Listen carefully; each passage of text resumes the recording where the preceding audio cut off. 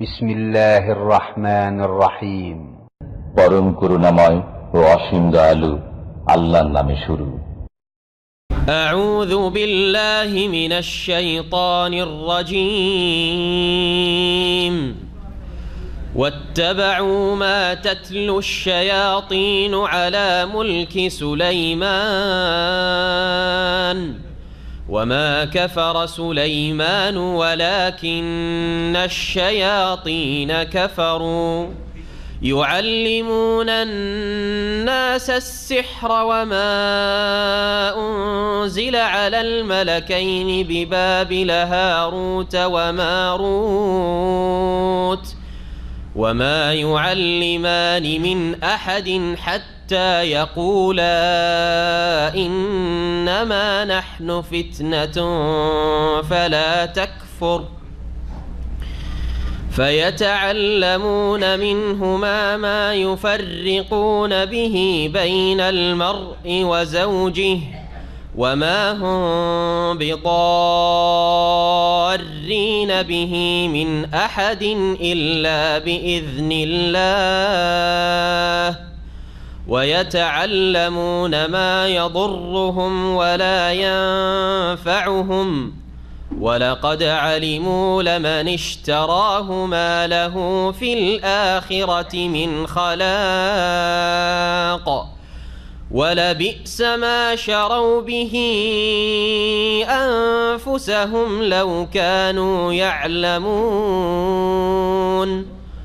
ولو أنهم آمنوا واتقوا لمثوبة من عند الله خير ولو أنهم آمنوا واتقوا لمثوبة من عند الله خير لو كانوا يعلمون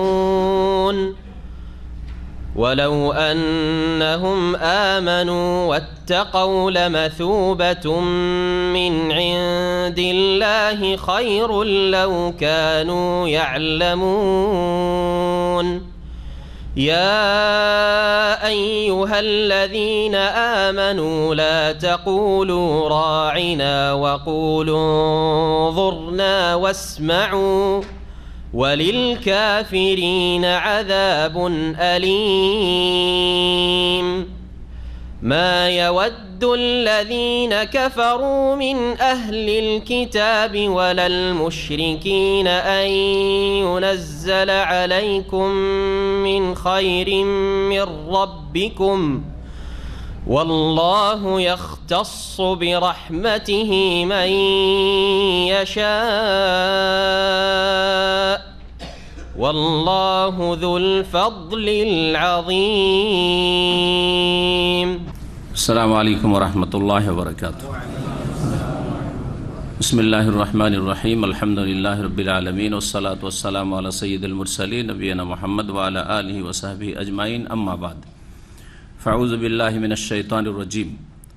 واتبعوا ما تتلو الشياطين على ملك سليمان وما كفر سليمان ولكن الشياطين كفروا يعلمون الناس السحر وما أنزل على الملكين ببابل هاروت وماروت وما يعلمان من أحد حتى يقولا إنما نحن فتنة فلا تكفر فيتعلمون منهما ما يفرقون به بين المرء وزوجه وما هم بضارين به من أحد إلا بإذن الله ويتعلمون ما يضرهم ولا ينفعهم ولقد علموا لمن اشتراه ما له في الآخرة من خلاق ولبئس ما شروا به أنفسهم لو كانوا يعلمون.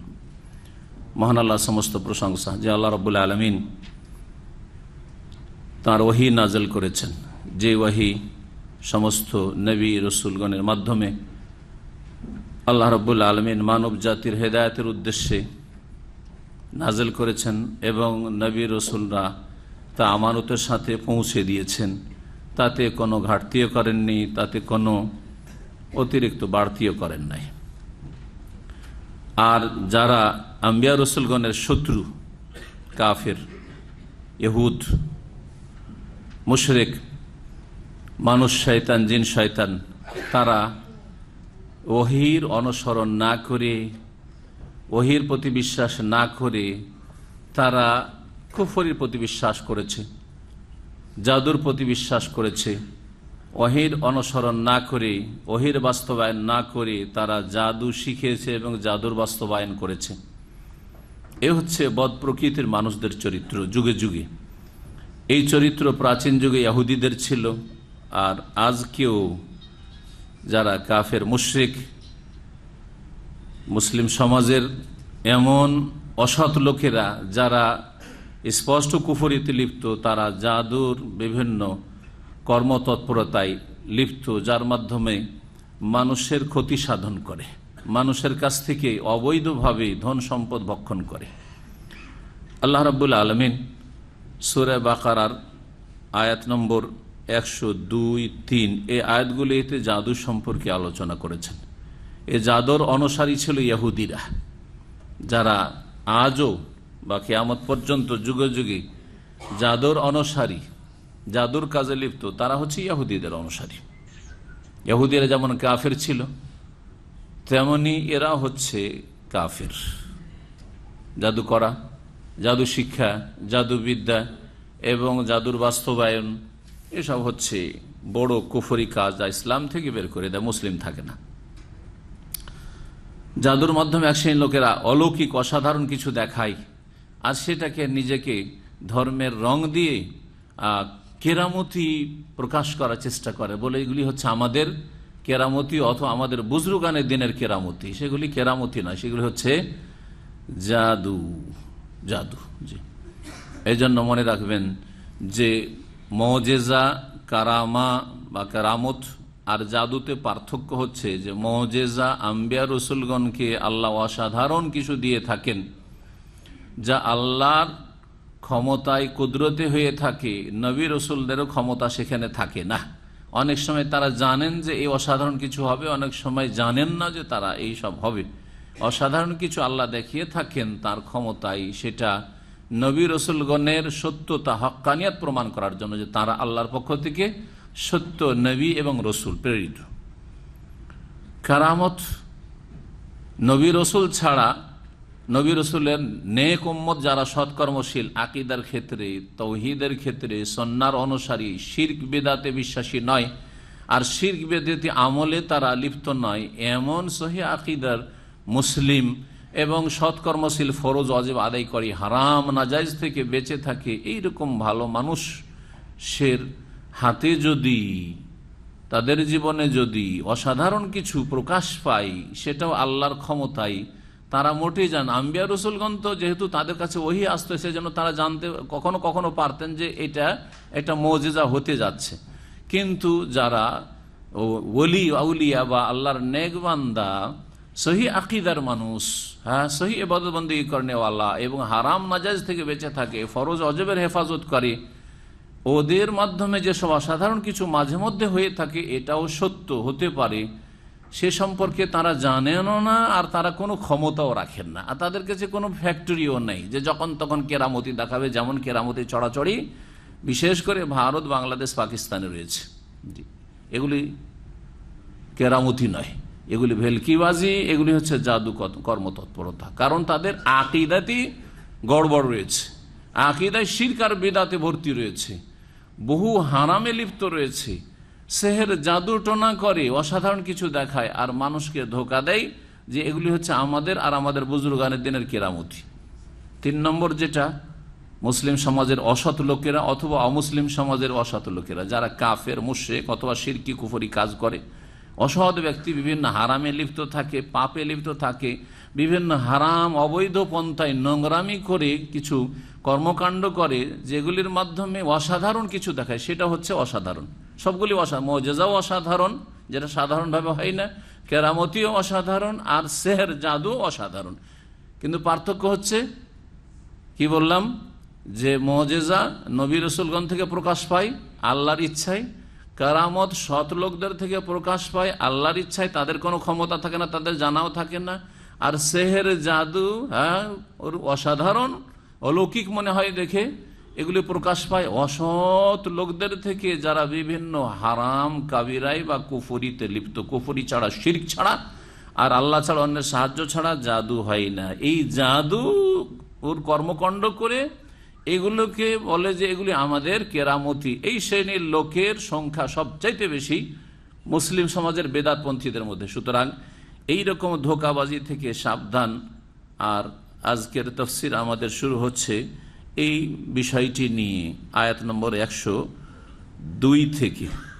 তার আগে আল্লাহ রাব্বুল আলামিন কি বলেছেন আগের সাথে সম্পর্ক রয়েছে। আগের 3টি আয়াতে মহান আল্লাহ প্রিয় নবী মুহাম্মদ রাসূলুল্লাহ সাল্লাল্লাহু আলাইহি ওয়াসাল্লামকে সম্বোধন করে বলছেন যে হে নবী, নিশ্চয়ই তোমার কাছে আমি সুস্পষ্ট আয়াত নাযিল করেছি কোরআনে কারীমের, আর সেগুলি একমাত্র সত্যত্যাগী অবাধ্যরা ফাসিক ছাড়া, পাপিষ্ট ছাড়া কেউ উপেক্ষা করতে পারে না। যদি ভালো মানুষ হয় তো অবশ্যই কোরআনে কারীমের আয়াত বিধিবিধান মেনে নেবে। যারা অস্বীকার করে তারা অসৎ, পাপিষ্ট, ফাসিক। বড় ফাসিক হচ্ছে কাফেররা, আর ছোট ফাসিক হচ্ছে অবাধ্য, নাফরমান কিন্তু নামেতে মুসলিম। তারপর আল্লাহ রাব্বুল আলামিন বলছেন যে ইহুদিদের কথা বিশেষ করে, কারণ যারা অবাধ্য হয়েছে কোরআনে কারীমের তাদের মধ্যে সবচেয়ে বড় অবাধ্য হচ্ছে ইহুদি জাতি। তাদের মাত্র কয়েকজন ছাড়া কেউ ইসলাম গ্রহণ করে নবী করিম সাল্লাল্লাহু আলাইহি ওয়াসাল্লামের হাতে, অথচ তাদের বড় একটা সংখ্যা ছিল মদিনায়।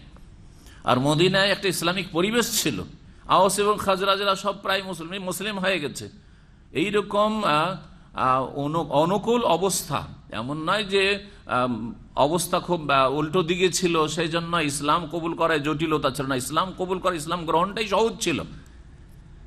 সেই সময়ে এই ইহুদিরা অবাধ্যতা প্রকাশ করেছে। আল্লাহ বলছেন যে তাদের কাছে যখনই কোনো আল্লাহ চুক্তি নিয়েছেন নবী রাসূলের মাধ্যমে, তখন তাদের একদল সেই চুক্তিকে ছুঁড়ে ফেলেছে, চুক্তি করেছে, ভঙ্গ করেছে।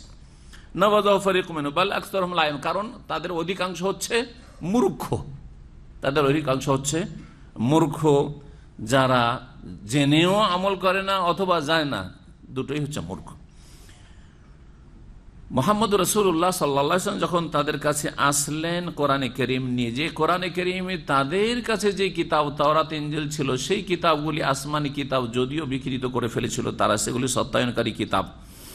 যখন তাদের কাছে নিয়ে আসলেন রাসূলুল্লাহ সাল্লাল্লাহু আলাইহি ওয়াসাল্লাম কোরআন, নাবাযা ফারিকুম মিনাল্লাযিনা উতুল কিতাবা কিতাবাল্লাহি ওয়ারাআ যুহুরিহিম কান্নাহুম লা ইয়ালামুন, তখন এই ইহুদি এবং নাসারা, উতুল কিতাব, আহলে কিতাব, যারা গ্রন্থধারী, আসমানি কিতাব যাদের উদ্দেশ্যে নাযিল হয়েছিল, যারা কোন নবীর উম্মত, মুসা ঈসা আলাইহিস সালামের উম্মত ছিল যারা, এইসব লোকের একদল, বড় একটি দল, তারা কি করেছিল, আল্লাহর কিতাবকে ছুঁড়ে ফেলেছিল তাদের পেছনে, এমন ভাবে যে মনে হচ্ছে যে কোরআন সম্পর্কে তাদের কাছে কোনো নলেজই আসেনি, জ্ঞান আসে নাই। তাহলে যে কথাটা বলতে চাইছেন আল্লাহ এই 3টি আয়াত, সেটা হচ্ছে যে তাদের জন্য কোরআন কারীম আল্লাহ সুস্পষ্ট আয়াত নাযিল করেছিলেন, শেষ নবীকে পাঠিয়েছেন। শেষ নবী তাদের কাছে যে কিতাবগুলি তাওরাত ইনজিল ছিল সেগুলিকে অস্বীকার করেনি, বলেছেন সেগুলি সত্যায়ন করেছেন, সেগুলিতে যেগুলো অবিকৃত ভালো কথা সেগুলিকে সাব্যস্ত রেখেছেন। আর যেগুলি তারা নিজেরা ঢুকিয়েছিল অথবা যুগ উপযোগী নয়, সেগুলিতে আল্লাহ কিছু মনসুখ করেছেন, রহিত করেছেন। এইভাবে কোরআন কারীম যখন নাযিল হলো, তখন তারা কোরআন কারীমকে, আল্লাহর কিতাবকে পেছনে ছুঁড়ে ফেলে দিল, এমনভাবে যেন তারা অজ্ঞ, কিছুই জানে এই সম্পর্কে। এরা যখন কোরআনের বিধান, ওহির বিধানকে ছুঁড়ে ফেলে দিল, তাহলে মানে কি? এরা প্রশ্ন উঠে, তাহলে মানে কি? কোন একটা কিছু তো মানে। আল্লাহ বলছেন যে এরা মানে কি শুনবে, ওয়াত্তাবাউ মা তাতলু শায়াতিন আলা মুলকি সুলাইমান। এই হচ্ছে আজকের আলোচনা, আগের আয়াতের সাথে সম্পর্ক। এরা শয়তান যে সব তাদেরকে পড়ে পড়ে শোনায় কানে কানে, জিন শয়তান, সেহের, জাদু, মন্ত্রতন্ত্র, এগুলির অনুসারী এরা, এগুলি নিয়ে মেতে আছে। ইহুদিরা জাদু নিয়ে মেতে ছিল নবী করিম সাল্লাল্লাহু আলাইহি সাল্লামের আবির্ভাবের সময়। এই জন্য নবী করিম সাল্লাল্লাহু আলাইহি সাল্লামকে জাদু করা হয়েছিল কার পক্ষ থেকে? একজন ইহুদি, লাবিদ ইবনে আল-আসাম নামক এক খবিস ইহুদির পক্ষ থেকে। নবী করিম 6 মাস ধরে শারীরিক দিক থেকে অসুস্থ হয়ে পড়েছিলেন। মানসিক অবস্থা, ব্রেন বুদ্ধি সব ঠিক ছিল, যাতে করে আল্লাহ ওহীর হেফাজত করেন, কিন্তু শারীরিক দিক থেকে চরম অসুস্থ হয়ে পড়েছিলেন। আল্লাহ রাব্বুল আলামিন প্রিয় নবী মুহাম্মদ সাল্লাল্লাহু আলাইহি সাল্লামের শিফার জন্য, আরোগ্যের জন্য, চিকিৎসার জন্য সূরা ফালাক এবং নাস নাযিল করেছিলেন। তার মধ্যে আল্লাহ রাব্বুল আলামিন তার থেকে জাদুকে দূর করেছিলেন, এবং সেই জাদু একটা কূপে, পাথরে চাপা দিয়ে কূপের নিচে পোতা ছিল সেটাকে উঠানো হয়েছিল, তাতে নবী সাল্লাল্লাহু আলাইহি ওয়াসাল্লামের চুল কিভাবে হাসিল করে নিয়ে তাতে 11টি গ্রন্থি গিরা দিয়ে গিরাগুলিতে মন্ত্র পড়ে পড়ে জাদু করেছিল ইহুদি। এসব থেকে আল্লাহ রাব্বুল আলামিন নবী মুহাম্মদ সাল্লাল্লাহু আলাইহি ওয়াসাল্লামকে মুক্ত করেছিলেন সূরা ফালাক এবং নাসের মাধ্যমে। তো আল্লাহ বলছেন যে এই ইহুদিরা কোরআনের অনুসরণ করেনি, এমনকি তাওরাত ইনজিলেরও অনুসরণ করলো না। কারণ তাওরাত ইনজিলেও ভবিষ্যৎবাণী ছিল স্পষ্টভাবে যে শেষ নবী আসছেন, তাকে তোমরা মানবে, এবং তার সম্পর্কে বিভিন্ন লক্ষণগুলি সবগুলি তারা স্পষ্টভাবে চিনছিল। যেমন নিজের ছেলেদেরকে চেনে, ছেলেরাকে কেউ অপরিচিত মনে করে না, মেয়েদেরকে কেউ অপরিচিত মনে করে, নিজের সন্তান সন্ততিকে ঠিক তেমনই নবীকে চেনত। তারপরও তারা অস্বীকার করেছিল আর তারা মেতেছিল জাদু নিয়ে। মহান আল্লাহ বলছেন ওয়াত্তাবাউ মা তাতলুশ শায়াতিন আলা মুলকি সুলাইমান, তারা অনুসরণ করেছিল ওই সমস্ত কিছু জাদু, মা তাতলুশ শায়াতিন, যা শয়তানরা পাঠ করত, আবৃত্তি করত, আলা মুলকি সুলাইমান, সুলাইমান আলাইহিস সালামের যুগে। সুলাইমান আলাইহিস সালামের যুগে শয়তানরা নিজেরা যেসব জাদুর কর্মকাণ্ড করত। সুলাইমান আলাইহিস সালামের যুগটি এমন একটা যুগ ছিল, সেটা জাদুর দবদবার যুগ ছিল। জাদুর সেই সময় অনেক দাপট ছিল, প্রভাব ছিল। এক একটা যুগ এক এক কাজে বা এক একটা বিষয়ে খ্যাতি লাভ করে। যেমন নবী মুহাম্মদ সাল্লাল্লাহু আলাইহি ওয়াসাল্লামের যুগটা ছিল কবিদের যুগ, কাব্য রচনার যুগ। ওই যুগে এত বড় বড় কবি পয়দা হয়েছে আরব এলাকায়, যে মানব জাতির ইতিহাসে কখনো এইরকম বড় বড় কবি পয়দা হয়নি। সেই যুগের কাব্য রচনা রয়েছে মুআল্লাকার নামে, যেগুলো আরবি সাহিত্যে মাদ্রাসায়, তারপরে কলেজ ইউনিভার্সিটিতে যে অ্যারাবিক যে ফ্যাকাল্টি রয়েছে সেগুলিতে পড়াশোনা হয়। এইসব কাব্য রচনা জাহিলি যুগের বড় বড় কবিদের কবিতা প্রসিদ্ধ রয়েছে, যা আমরাও পড়েছি। আর ঈসা আলাইহিস সালামের যুগটা ছিল, ঈসা আলাইহিস সালামের যুগ সুলাইমান আলাইহিস সালামের যুগের পর ঈসা আলাইহিস সালামের যুগ ছিল। ওই যুগেও এইরকম অসাধারণ কিছু জাদুর তৎপরতা ছিল। সেজন্য ঈসা আলাইহিস সালামকে আল্লাহ রাব্বুল আলামিন ওই রকমের মুজিজা দিয়েছেন, যে মুজিজার কথা জানেন, যে মৃতকে জীবিত করে দেওয়া, তারপরে জন্মান্ধকে দৃষ্টি শক্তি ফিরিয়ে দেওয়া, আর তারপরে কুষ্ঠরোগীকে ভালো করে দেওয়া। সেই চিকিৎসা বিদ্যাতে অনেক এগিয়ে ছিল। এরকম মুসা আলাইহিস সালামের যুগ, মুসা আলাইহিস সালামের যুগটা ছিল জাদুর শ্রেষ্ঠত্বের যুগ। জাদুর খুব প্রভাব ছিল, বড় বড় জাদুকররা ছিল। এই জন্য ফেরাউন মুসা আলাইহিস সালামকে দমন করার জন্য জাদুকরদেরকে জমা করেছিল, কিন্তু তারা হার মেনেছিল শেষ পর্যন্ত। কিসের কাছে? একটা মুজিজার কাছে। সেই মুজিজা ছিল নবী মুসা আলাইহিস সালামের আসা মুসা আলাইহিস সালামের হাতের লাঠি, যে লাঠি দিয়ে নবী হওয়ার আগে তিনি বকরি চড়াইতেন। বকরির জন্য গাছ থেকে গাছের পাত ঝেড়ে পেড়ে দিতেন। ওই লাঠিটাকে আল্লাহ মুজিজা বানিয়ে দিলেন, তাতে আল্লাহ মুজিজা অলৌকিকত্ব দিয়ে দিলেন, অসাধারণ ক্ষমতা। সেই লাঠি মাটিতে ফেলে দিলে, নবী হওয়ার পরে আল্লাহ যেন মুজিজা দিলেন, মাটিতে ফেলে দিলে কি হয়ে যেত? বড় অজাগর সাপ হয়ে যেত। এই একটা সাপে তাদের বহু রশি আর লাঠি, অসংখ্য লাঠি আর রশি নিয়ে এসে জাদুকর এসেছিল। সবগুলিকে গোটা মাঠে হাজার হাজার তাদের সাপ, জাদুর সাপ, রশি আর লাঠিগুলি জাদুকরদের সব সাপ হয়েছে। সেগুলি সবগুলিকে ফাইজাহা তালকাফ মায়া ফেকুন, যে মিথ্যা রচনা করেছিল, অর্থাৎ যে জাদু দেখিয়েছিল, সবগুলিকে গিলে ফেলে দিল এই একটা মুজিজাতে। মুজিজার সামনে জাদু টিকতে পারে না। তো সুলাইমান আলাইহিস সালামের যুগে জাদুর খুব চর্চা ছিল, কিন্তু সুলাইমান আলাইহিস সালামের জাদুর সাথে কোনো সম্পর্ক ছিল না। বরং জাদু প্রত্যেক নবী রসুলদের দিনে কুফরি কাজ, আর কুফরি শিরকি মন্ত্রতন্ত্র ছাড়া হয় না। সুতরাং আম্বিয়া রসুলগণ সকলে সতর্ক করেছেন। নবী রসুলগণ কখনো জাদুর কাজে লিপ্ত হননি। তাদের কাছে ছিল মুজিজা, সৎ লোকদের অলৌকিকত্ব, আল্লাহ প্রদত্ত। কিন্তু ইহুদিরা সুলাইমান আলাইহিস সালামের ওপর মিথ্যা অপবাদ দিত, তহমত দিত। আর নবী সাল্লাল্লাহু আলাইহি ওয়াসাল্লামের জামানাতেও ইহুদিরা এই দাবি করত যে সুলাইমান আলাইহিস সালামের যে হুকুমত চলতো, রাজত্ব চলতো, সেটা জাদুর বলে। কিসের বলে? জাদুর বলে। সুলাইমান আলাইহিস সালাম যে পাখি জগতে রাজত্ব করে আর পশুর ভাষা বুঝে, আর তারপরে সকালবেলা 6 মাসের রাস্তা ভ্রমণ করে, 1 মাসের রাস্তা, গদুওয়া শাহরুন ও রাওয়াহা শাহরুন, সকালবেলা 1 মাসের রাস্তা, 1 মাসের রাস্তা সফর, বাইতুল মুকাদ্দাস থেকে একবার ইয়ামান পর্যন্ত 1 মাস ভ্রমণ করতে চলে এসেছে। আর সন্ধ্যাবেলা আর 1 মাসের রাস্তা, বাতাস তাকে নিয়ে উঠত। এইরকম আল্লাহ রাব্বুল আলামিন সবকিছুর উপর যে তাকে রাজত্ব দিয়েছিলেন, সেটা ছিল আল্লাহ নবী সুলাইমান আলাইহিস সালামের দোয়া, রব্বিগফিরলি ওয়াহাবলি মুলকান লা ইয়ানবাগি লিআহাদিন মিন বাদিহি, আল্লাহ আমাকে ক্ষমা করে দাও এবং আমাকে এমন রাজত্ব দান করো, লা ইয়ানবাগি লিআহাদিন মিন বাদি, আমার পরে কেউ যেন ওই রকম রাজত্ব না পায়, এমন রাজত্ব আমাকে দান করো, অসাধারণ রাজত্ব। তো আল্লাহ প্রদত্ত ছিল এই রাজত্ব। কিন্তু ইহুদিরা কি অপবাদ দিল যে সুলাইমান আলাইহিস সালামের রাজত্বের উৎস কি ছিল? জাদু। এই রাজত্ব চলেছে জাদুর ভিত্তিতে, জাদুর বলে। কেন? কারণ যদি এই রঙে রঙাইতে পারি এই জাদুকে, যে এটা হচ্ছে সুলাইমান আলাইহিস সালামের কাজ, তাহলে কাজটা খারাপ নয়। কারণ সুলাইমান আলাইহিস সালামের দেশ চলতো, রাজত্ব চলতো কিসের বলে? জাদুর বলে। সুলাইমান আলাইহিস সালাম নবী যদি জাদু করেন তো আমরা করলাম তো কি হলো? ঠিক কিনা? বুঝতে পারছেন অসৎ লোকদের অবস্থাটা? যে হ্যাঁ। আর সেটা শুধু ইহুদিদের মধ্যে সীমিত থাকেনি। বর্তমান যুগে ভারত, বাংলাদেশ, পাকিস্তানে যতগুলি দোয়া তাবিজের কিতাব আছে, ইল্লা মাশাআল্লাহ সহিহ আকীদার কিতাব ছাড়া, তাবিজ তো ইসলামে নেই, আর দোয়ার কিতাব আছে, কিন্তু তাবিজের যতগুলি কিতাব আছে সবগুলি হচ্ছে জাদু টোনাতে ভরা, মন্ত্রতন্ত্রতে ভরা।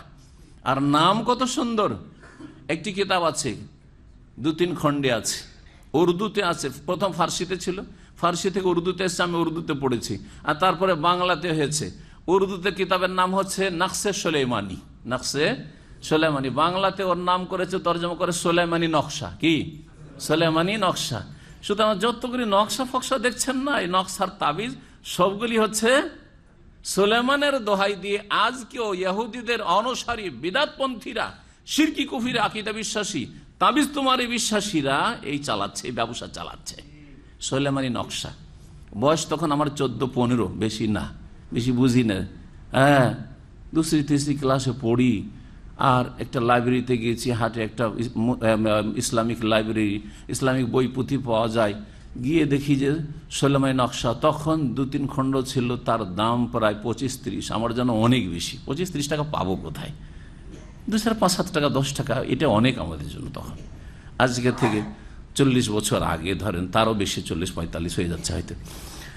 তো সেই সময় মনটা চাইলো, বুঝি না তো যে সুলাইমানি নকশা মানে এখানে জাদু আর মন্ত্রতন্ত্র ভরা আছে। আমি যে দোয়া তাবিজের কিতাব, কেনার পয়সা নেই, তখন লাগলাম পড়তে, বসে বসে লাইব্রেরির এক কোণাতে বসে লাগলাম পড়তে। জি হ্যাঁ। আর পড়তে পড়তে 1-2 ঘন্টা বসে পড়লাম, খুব মজা লাগলো। আমার নিজের জিন্দগির কথা বলছি, খুব ভালো লাগলো। তাতে দেখলাম যে একটা মেয়ে যদি পছন্দ হয়ে যায়, আর যদি তা মেয়ের বাবা রাজি না হয় বা মেয়েটা রাজি না হয়, তো কি করে মেয়েটাকে বিয়ে করতে হবে, মেয়েটার সাথে কি করে প্রেম করতে হবে, উঠিয়ে নিয়ে আসতে হবে। আউযুবিল্লাহ, আজকে আউযুবিল্লাহ পড়ছি, কিন্তু তখন তো ভালোই লাগলো, যে কথা তো ভালো। হ্যাঁ, আস্তাগফিরুল্লাহ ওয়া আতুবু ইলাইহি। তো এইসব দেখে মন্ত্রতন্ত্র, এই যদি রোগ হয় তো এই রোগের এই চিকিৎসা, এই চিকিৎসা চিকিৎসা, এইসব দেখে ভালোই মনে হলো, যেটা তো ভালোই কিতাব মনে হচ্ছে। হ্যাঁ, আর উর্দুতে লেখা আছে, আবার কিছু কোরআনের আয়াত লেখা আছে। দেখেন ধোকাবাজি, কিছু কোরআন আয়াত লেখা আছে, হ্যাঁ, সূরা ফালাক, নাস লেখা আছে, ইত্যাদি লেখা আছে।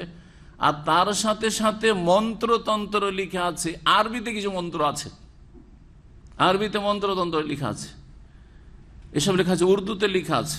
যাই হোক, কিনতে তো পারলাম না, পড়লাম, মনটা চাইছিল পয়সা থাকলে কিনেই ফেলতাম। এই হচ্ছে সুলাইমানি নকশার আমার জীবন, আমার লাইফে ইতিহাস। এই সুলাইমানি নকশা থেকে সাবধান।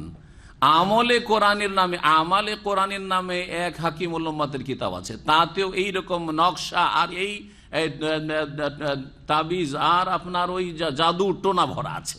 বুঝতে পেরেছেন? ওতেও প্রেমের শিক্ষা দেওয়া আছে। এর বিপরীতও শেখানো আছে, এই আয়াতে ওইটা আসবে।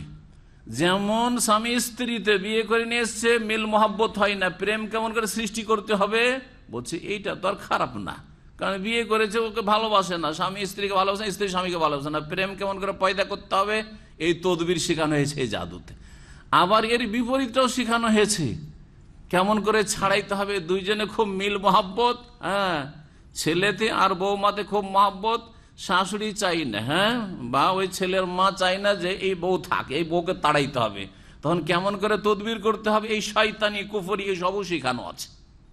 কথা বুঝতে পেরেছেন? জি, এগুলোর নাম হচ্ছে কি আমালে কোরআনি, এগুলোর নাম হচ্ছে কোরআনি দোয়া তাবিজ, এগুলোর নাম হচ্ছে সুলাইমানি নকশা।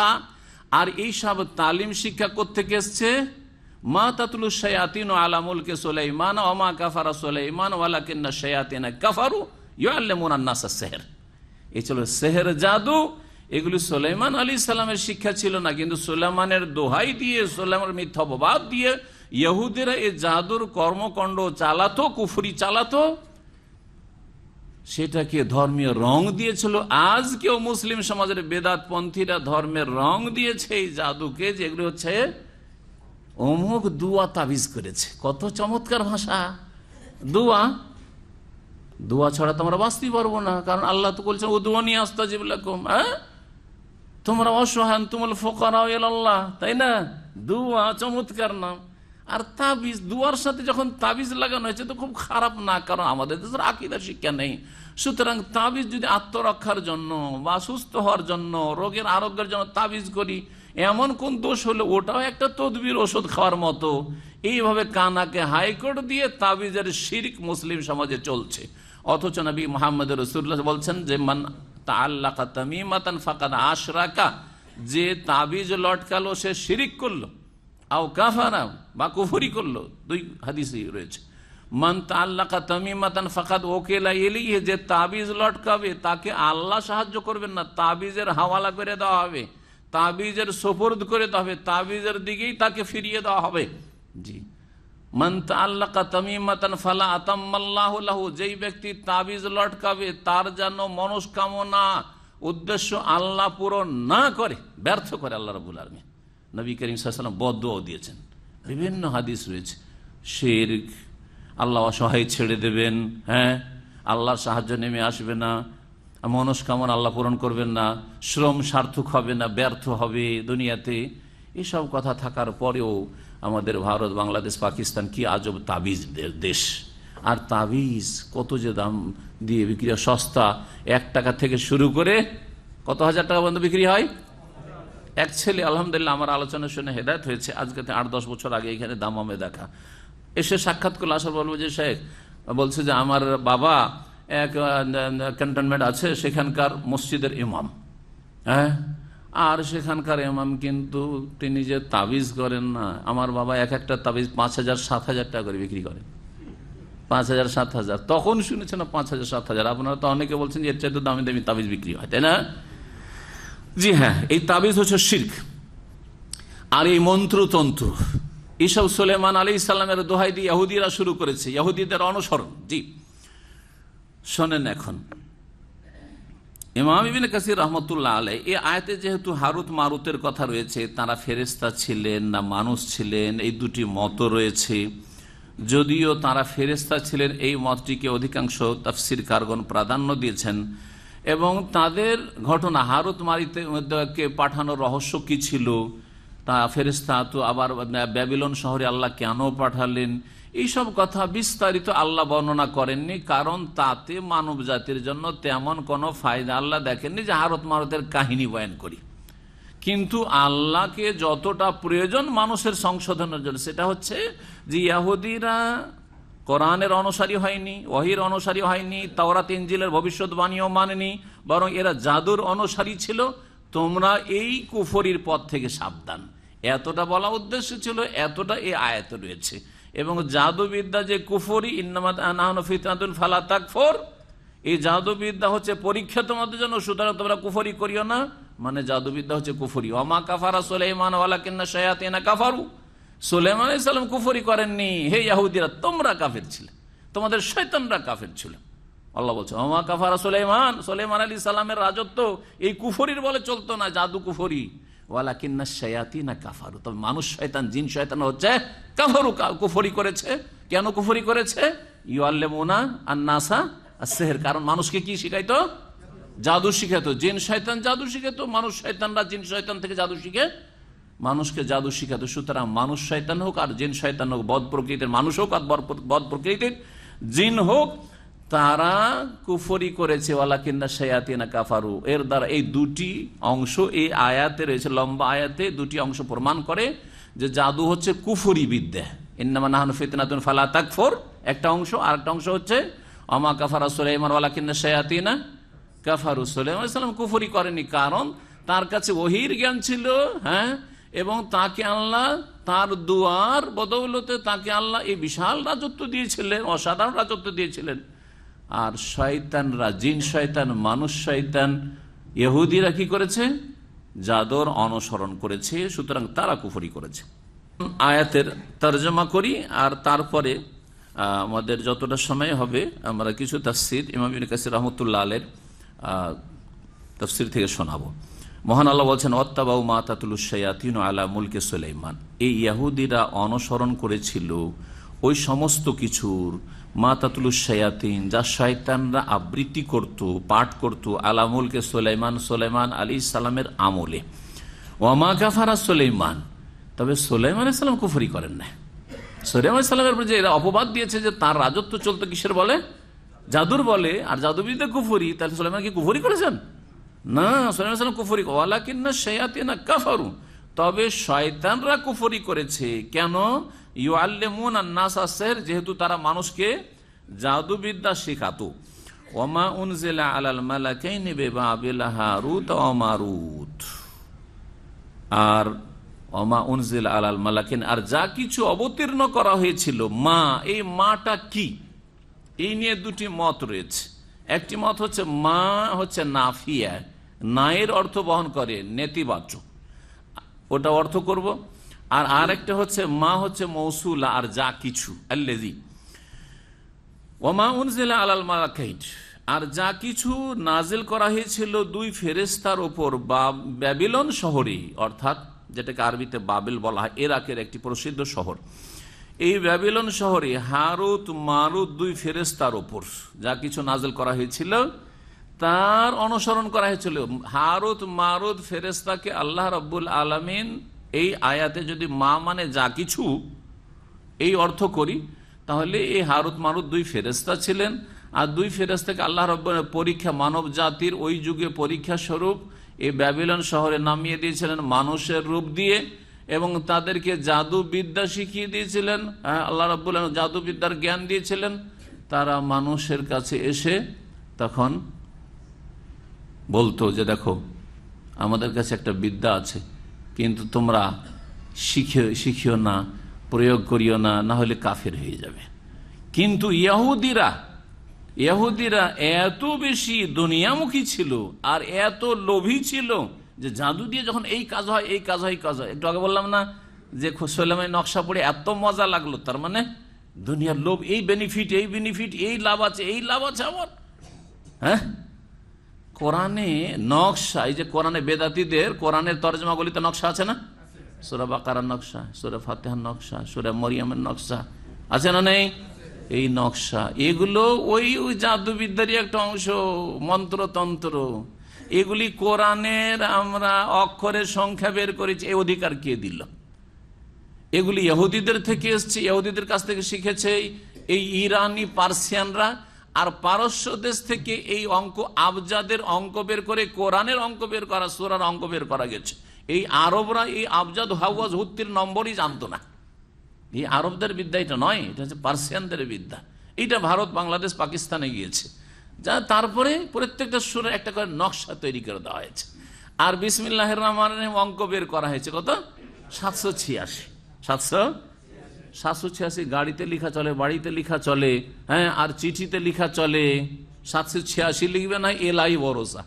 আগে আমাদের বাপ দাদারা আত্মীয় স্বজনদের চিঠি পত্র দেখেছেন, এলাহি ভরসা, বিসমিল্লাহির রহমান লিখবে না, বিসমিল্লাহির রহমানির রহিম লিখবে না। অথচ 1400 বছর আগে নবী মুহাম্মদ সাল্লাল্লাহু আলাইহি সাল্লাম কি লিখছেন? বিসমিল্লাহ। তার আগে সুলাইমান আলাইহিস সালাম বিলকিসকে চিঠি লিখছেন, ইন্নাহু মিন সুলাইমান ওয়া ইন্নাহু, এলাহি ভরসা না, ওয়া ইন্নাহু 786, হ্যাঁ, ইন্নাহু মিন সুলাইমান ওয়া ইন্নাহু বিসমিল্লাহির রহমানির রহিম আল্লাহ তাআলু আলাইয়া ওয়া আতুনি মুসলিমিন। এই চিঠি হচ্ছে সুলাইমান আলাইহিস সালামের পক্ষ থেকে, ওয়া ইন্নাহু বিসমিল্লাহির রহমানির রহিম, আর এই চিঠি শুরু করছি বিসমিল্লাহির রহমানির দিয়ে শুরু করছি, সেই আল্লাহর নামে যিনি পরম করুণাময় বড় দয়ালু। এই বলি আল্লাহ তাআলু আলাইয়া, আমার সামনে অহংকার করিও না, ওয়া আতুনি মুসলিমিন, আর আমার কাছে মুসলিম হয়ে হাজির হও। কাকে চিঠি লিখেছিলেন? বিলকিস রানীকে, ইয়ামান দেশের রানীকে চিঠি লিখেছেন নবী সুলাইমান আলাইহিস সালাম। তাহলে ইসলাম ওয়াহিদ শিক্ষা বিসমিল্লাহির রহমানির রহিম, এর বিরোধিতা করেছে মক্কার মুশরিকরা। জি, যখন হুদায়বিয়ার সন্ধি হলো, নবী সাল্লাল্লাহু আলাইহি ওয়াসাল্লাম সন্ধি শুরু করলেন বিসমিল্লাহির রহমানির রহিম দিয়ে, মক্কার মুশরিকরা বাধা দিল, বলছে রহমানির রহিম আমরা মানি না, তাহলে কি লিখতে হবে? বলছে বিসমিকা আল্লাহুম্মা লিখো, বিসমিকা আল্লাহকে মানি কিন্তু রহমান মানি না, বিসমিকা আল্লাহুম্মা লিখো। দেখেন বিসমিল্লাহর রহমান বিরোধিতা করেছে মক্কার মুশরিকরা। বুঝা গেছে কিনা? নবী মুহাম্মদ সাল্লাল্লাহু আলাইহি ওয়াসাল্লাম যখন রাজা বাদশাদের চিঠি লিখলেন, তখন বিসমিল্লাহির রহমানির রহিম দিয়ে চিঠি লিখেছেন। আর আমাদের সমাজের চিঠি এলাহি ভরসা, যদি ভালো হয় তাহলে এলাহি ভরসা, আর না হলে 786। আচ্ছা, 786 যদি চিঠিতে লেখা যায়, আর গাড়িতে বাড়িতেও লেখা যায়, তাবারকের জন্য লেখা যায়, তো খাওয়ার শুরুখানে যদি বলি 786 চলবে না? চলবে না কেন? চলবে না? হাসছেন কেন? আপনাদের মুরব্বীরা তো 786 শিখিয়েছে, ওদের বলেন যদি 786 বিসমিল্লাহর বিকল্প হয়, তো যাবতীয় ক্ষেত্রে বিকল্প, সব জায়গায় বিকল্প। হ্যাঁ, বিবির কাছে যাবেন বিসমিল্লাহ আল্লাহ জান্নাবিনা শয়তানা করার দরকার কি? 786, ইয়া আল্লাহ, হ্যাঁ 786। এইরকম যে কোনো ক্ষেত্রে বিসমিল্লাহ বলা আছে, ওখানে কি করবেন? 786। উজুর শুরুতে 786, হ্যাঁ, সূরা ফাতিহার আগে বিসমিল্লাহ বলার দরকার কি? 786। আরবিতে শিখে নেবেন, আরবিতে অঙ্ক শিখেই গেছেন, 786 তো বলতেই পারবেন। 786 টাকা বেতন হলে বলবেন না কফিলকে যে এত টাকা পাবো তোর কাছে? তো শিখেই তো গেছেন দুনিয়ার গরজে, দিনের গরজে, ইসলাম আর কোরআন শিখেন আর না শিখেন, দুনিয়ার বেতনের গরজে তো কিছু সংখ্যা শিখেই গেছেন। 786। হাওলা ওয়ালা কুওয়াতা ইল্লা বিল্লাহ। ওমা উনজিলা আলাল মালাইকাইনি বিবাবিল হারুত ওয়া মারুত, আর যা কিছু নাজিল করা হয়েছিল দুই ফেরেশতার উপর বাবেল শহরে, ব্যাবিলন শহরে, দুই ফেরেশতা হচ্ছে হারুত ও মারুত। ওমা ইউআল্লিমান মিন আহাদিন, এই দুই ফেরেশতা কাউকে কোনো কিছু শিখাতেন না, হাত্তা ইয়াকুলা, যতক্ষণ পর্যন্ত না বলে দিতেন। কারণ আল্লাহ বলেছেন ঠিক আছে, তোমরা কিন্তু আগেই সাবধান করে দিবে যে দেখো আমরা কিন্তু আল্লাহর পক্ষ থেকে তোমাদের পরীক্ষার জন্য প্রেরিত, এখন তোমরা পরীক্ষায় পাশ করবে না ফেল করে তোমাদের ব্যাপার। জাদুতে ফায়দা আছে, এই আছে সেই আছে, কিন্তু কুফরি সাবধান। এখন কুফরি করে ফায়দা নিব না কুফরি থেকে বাঁচবো, জান্নাত নেব? তোমাদের সামনে দুটো চয়েস, অপশন রয়েছে। বলছেন যে এই উভয় ফেরেশতা কাউকে কোনো কিছু শিখাতেন না, হাত্তা ইয়াকুলা, যতক্ষণ পর্যন্ত উভয় না বলে দিতেন ইন্নামা নাহনু ফিতনা, আমরা কিন্তু পরীক্ষার উদ্দেশ্যে প্রেরিত, ফালা তাকফুর, সুতরাং এই জাদু শিখে কি করিও না, কুফরি করিও না, শিখিও না, এতেই নিরাপদ থাকবে। ফালা তাকফুর, কুফরি করিও না। কিন্তু না, ফায়াতাআল্লামুনা মিনহুমা, এই উভয় ফেরেশতা হারুত মারুত থেকে এই ইহুদিরা শিখত মা ইউফাররিকুনা বিহি বাইনাল মারই ওয়া যাওজিহি, এমন এমন জাদু মন্ত্রতন্ত্র যা দিয়ে তার বিচ্ছিন্নতা সৃষ্টি করতে পারত একজন পুরুষ আর তার স্ত্রীর মাঝে, একজন পুরুষ এবং স্ত্রীর মাঝে বিচ্ছিন্নতা সৃষ্টি করে দিত। অত্যন্ত ভালোবাসা স্বামী স্ত্রীতে, হঠাৎ করে স্বামী স্ত্রীকে দেখতে পারে না, স্ত্রী স্বামীকে দেখতে পারে না, বাইরে থেকে স্বামী এসছে, স্ত্রী এমন একটা খারাপ কথা বলল, সাথে সাথে তালাক তালাক তালাক, যা হঠাৎ করে। অথচ এর পূর্বে কোন রকমের কোন তিক্ততা হয়নি, মনোমালিন্য হয়নি, কিচ্ছু হয়নি, হঠাৎ করে জাদু করে দেওয়া হয়েছে। এগুলি করে এক শ্রেণীর দুশ্মনরা আজও করতে থাকে। এগুলো হচ্ছে ইহুদিদের কুফরি বিদ্যা, ইহুদিদের থেকে নেওয়া। ওমা হুম বিদাররিনা বিহি মিন আহাদিন। আয়াতটা তরজমা শেষ করি, তারপরে বাকি তাফসীরগুলি করব। আল্লাহ বলছেন যে জাদুর কি রয়েছে, তাসির রয়েছে, জাদুর প্রতিক্রিয়া রয়েছে, কিন্তু তারপরেও সমস্ত কিছুর মালিক একমাত্র আল্লাহ রাব্বুল আলামিন। যদি বলেন জাদুর এমন তাসির আছে যে আল্লাহর কন্ট্রোলের বাইরে, তাহলে সেখানে আল্লাহকে অক্ষম করে দেওয়া হয় কি হয় না? হ্যাঁ, আল্লাহ অপারগ হয়ে যান না। সেই জন্য আল্লাহ বলছেন না, আল্লাহ অপারগ নন। এই তাসিরটা, জাদুতে যে প্রতিক্রিয়া দেওয়া আছে, এটাও কার দেওয়া? আল্লাহর দেওয়া। তো দোষ আল্লাহর উপর চেপে যাবে। সাপে যে বিষ আছে, বিষটা কার দেওয়া? আল্লাহর দেওয়া। বিচ্ছু দংশন করলে যা বিষ হবে, এটা কার দেওয়া? হিংস্র পশুকে যে ক্ষমতা দেওয়া হয়েছে, এটা কার দেওয়া? আল্লাহর দেওয়া। তাহলে ভালো মন্দ আল্লাহ সবকিছুই সৃষ্টি করেছেন, আর সবকিছুর মালিক আল্লাহ রাব্বুল আলামিন। তাই বলছেন ওমা হুম বিদাররিনা বিহি মিন আহাদিন ইল্লা বিইযনিল্লাহ, আর তারা কারো ক্ষতি সাধন করতে সক্ষম না ইল্লা বিইযনিল্লাহ, তবে আল্লাহর ইচ্ছায়। এমনকি নবী মুহাম্মদ রাসূলুল্লাহ সাল্লাল্লাহু আলাইহি ওয়াসাল্লামের উপর জাদুর প্রতিক্রিয়া হচ্ছে, জাদু লেগে যাচ্ছে, সেই ক্ষেত্রে আল্লাহ অপারগ নন। আল্লাহ ইচ্ছা করলে সেখানে থামিয়ে দিতে পারেন, কিন্তু আল্লাহ রাব্বুল আলামিন কোন একটা কিছুতে যে ক্ষমতা দিয়ে রেখেছেন, সেটা আপন গতিতে কাজ করতে থাকবে। যেমন ইব্রাহিম আলাইহিস সালামকে যখন আগুনে ফেলা হলো, আগুনের মধ্যে আল্লাহ কি দিয়েছে প্রতিক্রিয়া, কি ক্ষমতা দিয়েছে? জ্বালিয়ে দেওয়ার ক্ষমতা। না খাস খাস লোককে জ্বালাবে, অসৎ লোককে জ্বালাবে, অলিউল্লাহকে জ্বালাবে না নাকি? নবীউল্লাহকে জ্বালাবে না, খলিলুল্লাহকে জ্বালাবে না নাকি? যদি খলিলুল্লাহকে চিনতো আগুন যে আল্লাহর খলিল ইব্রাহিম আলাইহিস সালাম, ইব্রাহিম খলিলুল্লাহকে জ্বালানো যাবে না, আমি সবাইকে জ্বালাতে পারি কিন্তু নবী রাসূলকে খলিলকে জ্বালাবো না, তাহলে তো আল্লাহকে বলার দরকারই ছিল না যে ইয়া নারু কুনি বারদান ওয়া সালামান আলা ইব্রাহিম। আগুন তোমাতে ফেলা হচ্ছে, কিন্তু ইব্রাহিমকে, আমার খলিলকে, কুনি বারদান, সুতরাং তুমি ঠান্ডা হয়ে যায়, স্পেশাল অর্ডার দিতে হইতো না। কারণ আল্লাহ জানছে যে আমি ক্ষমতা এমন দিয়ে রেখেছি আগুনকে যে ও ইব্রাহিমকে ফেললো জ্বালিয়ে দেবে, আর একটা অসৎ লোক কাফেরকে ফেললো জ্বালাবে, কোনো পার্থক্য নেই তার কাছে, কারণ ক্ষমতা আমার দেওয়া রয়েছে তাতে। সুতরাং আমাকে এখন খাস একটা অর্ডার দিতে হবে, কাকে? আগুনকে, কোনই বারদান, তুই ঠান্ডা হয়ে যা। ও সালামান আলা ইব্রাহিম, এত আবার ঠান্ডা হবি না যে ঠান্ডাতে মরে যায় আমার বান্দা, আমার খলিল। সহি সালামত, নিরাপদ রাখে ইব্রাহিমকে। জি, তো আল্লাহ বলছেন যে এই জাদুর মাধ্যমে তারা কারো ক্ষতি করতে পারে না, তবে ইল্লা বিইযনিল্লাহ, আল্লাহর ইচ্ছাই। ওয়ায়াতাআল্লামুনা মা ইয়াদুররুহুম ওয়ালা ইয়ানফাউ, জাদুতে বাহ্যিক কিছু লাভ দেখলেও আসলে তাতে ক্ষতি রয়েছে, লাভ নেই। ভালো করে মনে রাখবেন, যারা জাদুকরদের আশ্রয় নেই, তারা কখনো লাভবান হয় না। আর যারা জাদুকর, তারাও কোনো শান্তির জীবন পায় না, বড়ই অশান্তির জীবন থাকে। কারণ তাদের ওপরে তাদের চাইতে একটু বড় শক্তি আছে জিন শয়তান। জিন শয়তান জাদুকরদেরকে আযাব দিতে থাকে, শাস্তি দিতে থাকে, পানিশমেন্ট করতে থাকে। তাদের মেলা কাজও করে দেয়, কিন্তু তাদেরকে এত চাপে রাখে মানসিক শারীরিক দিক থেকে যে অশান্তির জীবন কাটায় জাদুকররা।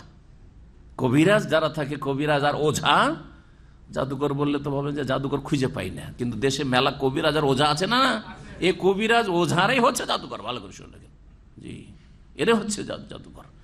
আর এই ভণ্ড পীরেরা অধিকাংশই জাদুকর, ভালো করে মনে রাখবেন। জি, যারা নিজের কেরামতির কথা বলে যে আমাদের পীর সাহেবদের কেরামতি হয়, এরাও জাদুকর। জি, তো বলছিলাম যে এরাও অশান্তিতে থাকে। আর যারা এই জাদুকরের কাছে আশ্রয় নিতে চায় যে আমার মেয়েটা এরকম হয়ে গেছে, আমরা বিয়ে দিতে চাই না অমুক যায়, কিন্তু বিয়ে করতে চায়, ও মনটা ফিরান্ত, একবার এই কাজটা করে, বাহ্যিক তো একটু লাভ হইলো, তাই না? কিন্তু এই পরিবারকে আর ছেড়ে দেবে না। আমাদের কাছে বহু এইরকম ঘটনা আসে, আর পেরেশান হয়ে আমাদেরকে জিজ্ঞাসা করতে আসে এখন সমাধান কি।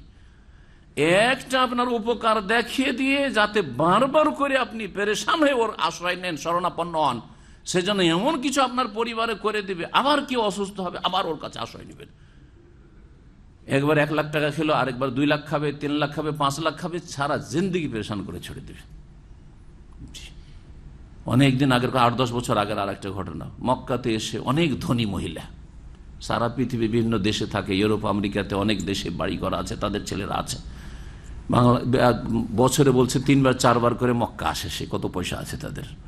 হ্যাঁ, দিনদারি আছে, কিন্তু শিরকি বেদাতি দিনদারি ছিল। আমাদের আলোচনাগুলি শোনার আগে ওই যে জাদুঘর সাহেরের আশ্রয় নিয়েছে, এমন পেরেশান করে ছেড়েছে যে একটা রোগ ভালো করে আর এক রোগ চাপিয়ে দেয়, আর এক বালা মুসিবত চাপিয়ে দেয়। পেরেশানিতে এমন পেরেশান ছিল, সুবহানাল্লাহ সুবহানাল্লাহ। তো এইভাবে পেরেশান হয় কারা? যারা জাদুঘরের কাছে আশ্রয় নিতে চায়, অর্থাৎ জাদু করাতে যায় যে আমার একটা কিছু তদবির করে দেন, তারাও পেরেশান থাকে সারা জীবন। আর এই জাদুঘরদের উপর আল্লাহর আযাব রয়েছে, তাদেরকে জিন শয়তানরা পেরেশান করতে থাকে। তো আল্লাহ তাই বলছেন যে ওয়ায়াতাআল্লামুনা মা ইয়াদুররুহুম, তারা শিখে এই জাদু বিদ্যা, এমন এক বিদ্যা মা ইয়াদুররুহুম, যা তাদের ক্ষতি সাধনই করে, ওয়ালা ইয়ানফাহুম, তাদের উপকার করে না। আর নবী মুহাম্মদ সাল্লাল্লাহু আলাইহি ওয়াসাল্লাম কোন ইলম শিখতে বলেছেন, কোন ইলম চাইতে বলেছেন? আল্লাহুম্মা ইন্নী আসআলুকা ইলমান নাফি, আল্লাহ আমাদেরকে উপকারী বিদ্যা দান করো, এমন বিদ্যা দান করো যা হচ্ছে উপকারী। সাময়িক মনে হলে একটু আমার উপকার হয়ে গেল, কিন্তু আপনাকে এর চাইতে বড় বিপদে যে ফাঁসিয়ে দিল, এটা আপনার জন্য উপকারী নয়। ওয়ালাকাদ আলেমু, আর নিশ্চয়ই নিঃসন্দেহে তারা জানে, এই ইহুদিরা, লামানিশতারাহু, বা জাদুকররা জানে, লামানিশতারাহু, যে তারা যা কিছু ক্রয় করেছে। কি ক্রয় করেছে? এই জাদুবিদ্যা। জাদুবিদ্যা যে তারা গ্রহণ করেছে, ক্রয় করেছে মানে তারা চয়েস করেছে, এর পরিণাম কি? মালাহু ফিল আখিরাতি মিন খালাক, এই জাদুর কারণে আখিরাতে পরকালে তাদের জান্নাতে সুখ শান্তিতে কোনো অংশ নেই। অর্থাৎ জাদুকর চিরকাল জাহান্নামে থাকবে, যেহেতু সে বড় কাফের। এইরকমই জাদু যারা করবে করাবে, তারাও যারা করবে করাবে। অনেকে নিজে জাদু বিদ্যা জানে না, কিন্তু জাদুকরের কাছে গেল তো বলছে অমুক আমার সাথে খুব দুশ্মনী, তার ওকে একটা বান মেরে দেন তো। হ্যাঁ, মা লাহু ফিল আখিরাতি মিন খালাক, আখিরাতে কোনো অংশ নেই জান্নাতে, যতই নামাজ রোজা হজ যাকাত করনেওয়ালা হন না কিনা। কিন্তু আপনি আপনার ঈমান ইসলাম ভঙ্গ করলেন এই কুফরি কর্মকাণ্ডের মাধ্যমে। মা লাহু ফিল আখিরাতি মিন খালাক ওয়ালা বিসা মা শারাউ বিহি আনফুসাহুম, আর বড়ই নিকৃষ্ট, বড়ই জঘন্য অবশ্যই মা শারাউ বিহি আনফুসাহুম, যার বিনিময়ে নিজেকে তারা বিক্রয় করে দিয়েছে। এই জাদুবিদ্যা বড়ই নিকৃষ্ট, মা শারাউ বিহি আনফুসাহুম, যার বিনিময়ে নিজেকে বিক্রি করে দিয়েছে, অর্থাৎ নিজেকে জাহান্নামে ফেলে দিল আর এদিকে জাদুবিদ্যাতে ব্যস্ত হয়ে গেল। বড়ই জঘন্য এই বিদ্যা, যে বিদ্যায় নিজেকে বিক্রি করে ফেলেছে। লাউ কানু ইয়ালামুন, যদি তারা উপলব্ধি করতো বা জানতো। ওয়ালাউ আন্নাহুম আমানু, পক্ষান্তরে এরা এই জাদুবিদ্যা বাদ দিয়ে, এই ইহুদিদের অনুসারীরা আর যুগে যুগে জাদুকররা, যদি তারা সত্যিকার ইমানদার হয়ে যেত, শিরক কুফরি মুক্ত ইমান, ওয়াত্তাকাও, আর আল্লাহ ভীরু হয়ে যেত, যে কারো ক্ষয়ক্ষতি করব না, আর জাদু দিয়ে ক্ষয়ক্ষতি করা হয়, ওয়াত্তাকাও, আল্লাহ ভীরু হয়ে যেত, লামাসুবাতুম মিন ইনদিল্লাহি খাইর, আসলে ছিল লামাসুবাতুন খাইরুন, তাহলে তাদের জন্য উত্তম উৎকৃষ্ট পুরস্কার রয়েছে, মিন ইনদিল্লাহ, আল্লাহর তরফ থেকে। লাউ কানু ইয়ালামুন, যদি তারা বিষয়টি জানতো ভালো করে, যে আমরা যদি ঈমান এবং তাকওয়া অবলম্বন করি। ঈমান এবং তাকওয়া কত যে গুরুত্বপূর্ণ বিষয়। ঈমান তাকওয়া যদি থাকে, এটা তাদের জন্য আল্লাহর পক্ষ থেকে উত্তম পুরস্কার পাওয়ার মাধ্যম। আল্লাহ আয়াতে বললেন। অন্য আয়াতে সূরা ইউনূসে আল্লাহ বলেছেন যে আল্লাহর ওলি কারা? আল্লাহর ওলি কারা?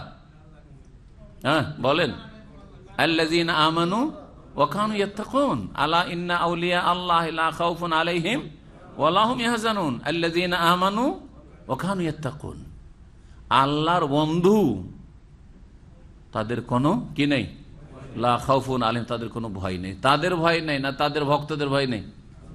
কোরআনে আছে যে ওলির যদি মুরিদ হয়ে যাও, লা খাউফা আলাল মুরিদিন, আছে নাকি? হ্যাঁ, আর তারপরে যারা মুরিদ বানায় তারা আবার আউলিয়াউল্লাহ হলো নাকি? তাদের ঈমান শিরক মুক্ত নাকি? তাদের ঈমান কি বিদাত মুক্ত নাকি? হ্যাঁ, তাদের কি তাকওয়া আছে নাকি? না, দুনিয়ার মধ্যে সবচেয়ে বেশি পয়সাওয়ালা এরাই যারা মুরিদ বানায়।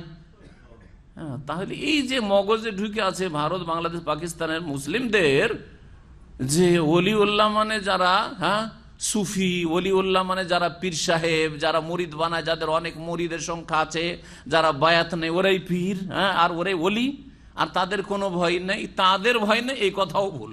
কারণ তারা আল্লাহর ওলি না। আল্লাহর ওলি কারা? দুটো গুণ আল্লাহ পরের আয়াতে বলছেন।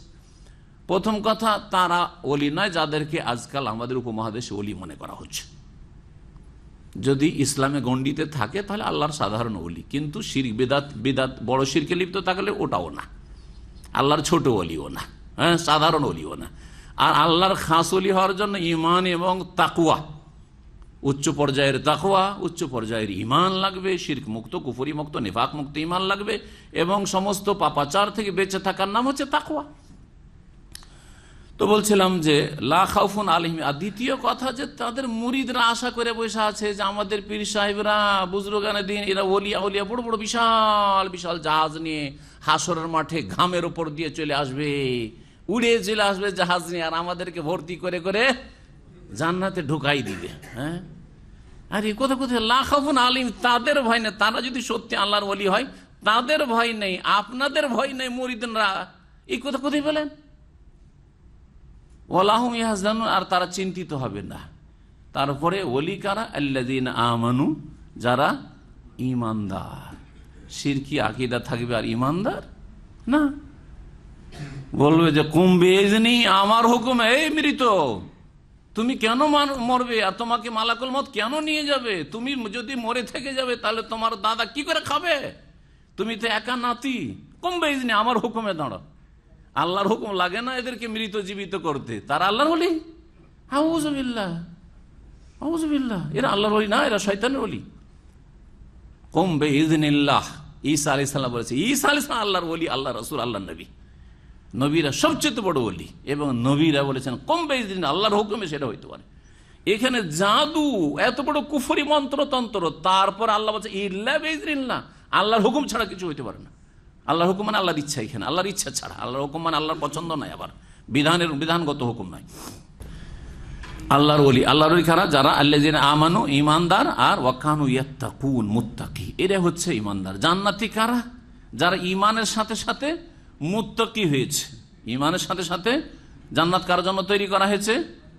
উইদ্দাত লিল মুত্তাকিন, আল্লাহ ভীরুদের জন্য। জি, সুতরাং বিষয়টি অত সহজ নাই। যদিও দুটা শব্দে আপনি দেখছেন যে ঈমান আর তাকওয়া ঠিক থাকলে আপনি আল্লাহর ওলি, ঈমান তাকওয়া ঠিক থাকলে আপনার জন্য জান্নাত নিশ্চিত, ঈমান তাকওয়া ঠিক থাকলে আপনার জন্য আল্লাহর কাছে বড় পুরস্কার রয়েছে। লাউ কানু ইয়ালামুন। আয়াতের তরজমা করলাম, আর আমি ইঙ্গিত করে দিয়েছি যে হারুত এবং মারুত সম্পর্কে দুটি মত রয়েছে। একদল বলছেন যে তারা দুজন কি ছিলেন? ফেরেশতা ছিলেন। আর আরেক দল বলছেন যে এই দুজন ফেরেশতা ছিলেন না, বরং মানুষেরা ছিল, আর এই মানুষরা সব জাদুবিদ্যা শিখাত, এসব কথা বলা হয়েছে। ওমা উনজিল আলাল মালাকাইন, ওই রকমই ওমা উনজিল আল মালাকাইন মানে কেউ কেউ তর্জমা করেছে যে দুই ফেরেশতার ওপর অবতীর্ণ করা হয়নি, নায়ের অর্থ রয়েছে এখানে, এইরকম অর্থ করেছে যেমন এখানে কেউ কেউ। জি, কিন্তু অধিকাংশ তাফসীরকাররা বলছেন যে না, এইটা ঠিক না। তাই বলছেন ইমাম ইবনে কাসির রাহমাতুল্লাহ আলাইহি, ওয়া যাহাবা কাসীরুম মিনাস সালাফি ইলা আন্নাহুমা কানা মালাকাইনে মিনাস সামাই। অনেক সালাফগণ অর্থাৎ সাহাবায়ে কেরাম, তাবেঈন, তাবা তাবেঈন, প্রথম যুগের মুফাসসিরিনগণ, তারা এই মত পোষণ করেছেন যে হারুত মারুত দুইজন ফেরেশতা ছিল, কোনো মানুষ ছিল না। ওয়া আন্নাহু উনজিলা আল আরজি, আর তাদেরকে আকাশ থেকে নামানো হয়েছিল। কেন আল্লাহ আকাশ থেকে দুই ফেরেশতাকে নামান, এই সম্পর্কে তাফসীরকারগণ লিখেছেন যে ফেরেশতারা আল্লাহকে বলেছিল, প্রথম তো যখন মানুষকে সৃষ্টি করা হয় তখন ফেরেশতারা নিষেধ করেছিলেন, তাই না, যে আল্লাহ কেন এদেরকে সৃষ্টি করে, এরা কলহ বিবাদ সৃষ্টি করবে, এরা মারামারি করবে, খুন করবে, হ্যাঁ, ফিতনা ফাসাদ সৃষ্টি করবে, আমরা আপনার তাসবিহ করব। তারপরে ফেরেশতারা আল্লাহকে বলেছে, হে আল্লাহ, আমরা মানুষের মতো হইতাম না, এই মানুষ এত পাপ করছে, এত শিরক করছে, কুফরি করছে, আর এত খুন করছে, আর এত ব্যভিচার করছে, গুনার কাজ করছে, আমরা ওই রকম হইতাম না, আমরা মানুষের মতো কখনো হইতাম না। তো আল্লাহ বলছে ঠিক আছে, তোমাদের মধ্যে থেকে দুইজন ফেরেশতা চয়েস করে একটু পরীক্ষা করে নিয়ে তোমরা মানুষের মতো হবে না, মানে সব ভালো থাকবে, তোমরা চয়েস করো, তোমাদেরকে শুধু ভালো ক্ষমতা দিয়ে রেখেছি, তোমাদেরকে ওই মানুষের মধ্যে ভালোর সাথে একটা খারাপ ক্ষমতা দেওয়া আছে, ওই ক্ষমতাটা ওই দুই ফেরেশতাকে দিয়ে দেবো, দিয়ে জমিনে নামিয়ে দিব, তারপরে দেখবো যে ওই দুই ফেরেশতা করে কি। বুঝা গেছে কিনা? আমাদের মধ্যে আল্লাহ দুটো ক্ষমতা দিয়ে রেখেছেন, জানেন না? জানেন না? আল্লামা শাহুল মুহাদ্দিস দেহলভী রাহিমাহুল্লাহ, তার খুব প্রসিদ্ধ কিতাব রয়েছে হুজ্জাতুল্লাহ বালেগা, তাতে বলেছেন যে মানুষের মধ্যে আল্লাহ একটা কুওয়াতে মালাকিয়াত, ফেরেশতাগত শক্তি, ফেরেশতাদের শক্তি হচ্ছে হ্যাঁ ভালো কাজের শক্তি, মন্দ কাজের কোনো শক্তি নেই, পারবেই না করতে। আর একটা হচ্ছে আমাদের মধ্যে শক্তি, সেটা হচ্ছে কুওয়াতে বাহিমিয়াত, পাশবিক শক্তি, গরু ছাগলের শক্তি, হ্যাঁ হিংস্র পশুর শক্তি, সাপ বিচ্ছুর শক্তি, দংশন করা, হিংসা করা, বিদ্বেষ, হ্যাঁ খুন করা, মারামারি করা, জুলম অত্যাচার করা, এই দুটো শক্তি আমাদের মধ্যে দেওয়া আছে। আর তারপরে এই দুটো শক্তির লড়াই আমাদের ভিতরে হইতে থাকে। দেখেন না, অনেক সময় মনটা ভালো কাজের দিকে যাচ্ছে, আবার খারাপের দিকে যাচ্ছে, দুটো শক্তির ভিতর ভিতর লড়াই চলছে।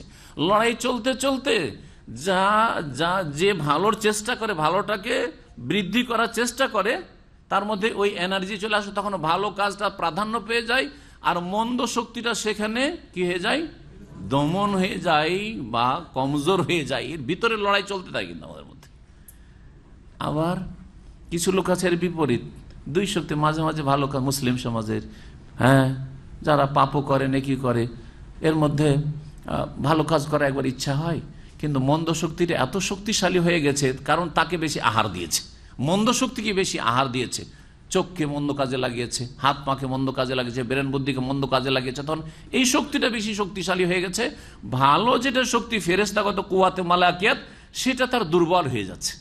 এই জন্য আল্লাহ রাব্বুল আলামিনের জিকির আজকার যে যত বেশি করবে, আল্লাহকে যে যত বেশি স্মরণ রাখবে অন্তর থেকে, জবান দিয়ে, কাজের মাধ্যমে এবং ফরজ ইবাদত বন্দেগীর মাধ্যমে, সুন্নত নফল মুস্তাহাব জিকির আজকার মাধ্যমে, তার ফেরেশতাগত শক্তিটা তত বেশি শক্তিশালী হবে। পরীক্ষা করে দেখুন, আপনি পরীক্ষা করে দেখতে পারেন, হ্যাঁ আপনার জীবনটাকে আপনি একটা মাস, আমি এই মোবাইল আর ইন্টারনেট ছুবো না, আমি আজকাল কেউ রাজি হবেন না, রাজি হবেন না, বড় ফিতনায় পড়ে আছেন। জি জি জি, এক মাস শুধু কোরআন আর হাদিস, কোরআন হাদিস, এটা আমরা ট্রেনিং কোর্স, এক মাস দেখেন আপনার ইমান, আমল, আখলাক, ইবাদত, জিকির আজকার, ফরজ নফল আর মনের অবস্থা কত উন্নতি করে, কুওয়াতে মালাকিয়াত কত শক্তিশালী হয়ে যায়। জি, আর দুনিয়াদারি শুধু যতটা হালাল রুজি চলে আসে, দুনিয়ার কোন লোভ না, ধীরে ধীরে কমিয়ে নিয়ে আসেন, আর এমনিতেও কমে আসবে, যখন নেকি বাড়বে তখন ইন্নাল হাসানাত ইউযহিবুনা সাইয়্যাত। আর আরেকজন লোক এক মাস কি গোটা বছরে 11 মাস কোরআন ছয় না, কোরআন স্পর্শ করেন, হাফেজে কোরআন 11 মাস কোরআন ছয় না, কিন্তু ডেইলি 6 ঘন্টা 8 ঘন্টা নেট ঠিক আছে তার। তারা দেখেন চরিত্রের কত অধপতন ঘটছে, চোখের কত জেনা হচ্ছে, আর হয়তো জবানেরও জেনা হচ্ছে, হ্যাঁ, আর কত যে পাপে লিপ্ত হচ্ছে, আর কত যে চ্যাটিং করছে, আর কত ইসলামের দিনের দোহাই দিয়ে কত পাপে লিপ্ত হচ্ছে, আল্লাহ ভালো জানে। হচ্ছে না, হচ্ছে না? জি হ্যাঁ, পরীক্ষা করার থাকলে পরীক্ষা করেন। আপনি কোন ক্ষেতের ফসল আপনি চিন্তা করেন, আপনি কি সত্যি কোরআন এবং হাদিসের সাথে সম্পর্ক রাখা লোক? দৈনন্দিন আপনার কোরআন এবং হাদিসের কোর্স আছে যেখান থেকে আপনি ইসলামের তরবিয়ত নিচ্ছেন, না আপনি নেট নিয়ে ডুবে সারা রাত ইন্টারনেটে ডুবে আছেন, ঘুম চলে আসছে, তারপর ওই অন্ধকারে নিয়ে বসে আছেন আছেন আছেন চলতে আছে, যতক্ষণ একবার নিস্তেজ হয়ে আপনার চোখ বন্ধ না হয়ে যাচ্ছে, হাত থেকে মোবাইলটা না পড়ে যাচ্ছে, ততক্ষণ ছাড়ছেন না আপনি। কি আপনার আধ্যাত্মিক উন্নতি হবে, কি আপনার রুহানিয়াত আসবে, আর কি আপনার ইমান আমলের আর তাকওয়ার উন্নতি হবে? এ হচ্ছে আজকাল অধিকাংশ মুসলিম নামাজিদের অবস্থা। তাহলে বেনামাজিগুলিকে তো বাদ দেন, হ্যাঁ, অবাধ্য নাফারমানগুলিকে তো বাদ দেন। আপনার দ্বারা কত নাফারমান হচ্ছে, আর আল্লাহ থেকে আপনি কত দূরে হয়ে যাচ্ছেন। এই জন্যই যে আপনি আপনার কুওয়াতে মালাকিয়াতটাকে, ফেরেশতাগত শক্তিকে শক্তিশালী করতে চাইছেন না। আপনি কুওয়াতে বাহিমিয়াত, পাশবিক শক্তি, যৌন চাহিদা, পেটের চাহিদা, টাকার লোভ লালসা, দুনিয়ার স্বার্থের লোভ লালসা, গদির লোভ লালসা, নেতৃত্বের লোভ লালসা, হ্যাঁ, আর দুনিয়ার ভোগবিলাসের সামগ্রীর লোভ লালসা, কোথায় টাকা আছে, কোথায় পয়সা আছে, এই যে সামলাইতে পারছেন না, এগুলো কোত্থেকে তৈরি হচ্ছে? এগুলো কুওয়াতে বাহিমিয়াত থেকে তৈরি হচ্ছে, পাশবিক শক্তি থেকে তৈরি হচ্ছে। এই দুটোর লড়াই আমাদের ভিতরে হইতে থাকে। আল্লাহ প্রত্যেককে দুটো ক্ষমতা ভালো সুন্দর করে দিয়ে দিয়েছেন। ইন্না হাদাইনাহুস সাবিলা, আল্লাহ রাস্তা দেখিয়ে দিয়েছি। ইম্মা শাকেরা শুকরগুজার হইতে হলে কুওয়াতে মালাকিয়াতকে শক্তিশালী করার চেষ্টা করতে হবে, তাকে হার দিতে হবে। ওয়া ইম্মা কাফুরা, আর যদি কুফরি রাস্তা নাও, তার মানে তুমি কুওয়াতে বাহিমিয়াত, পাশবিক শক্তিকে তুমি শক্তিশালী করেছো।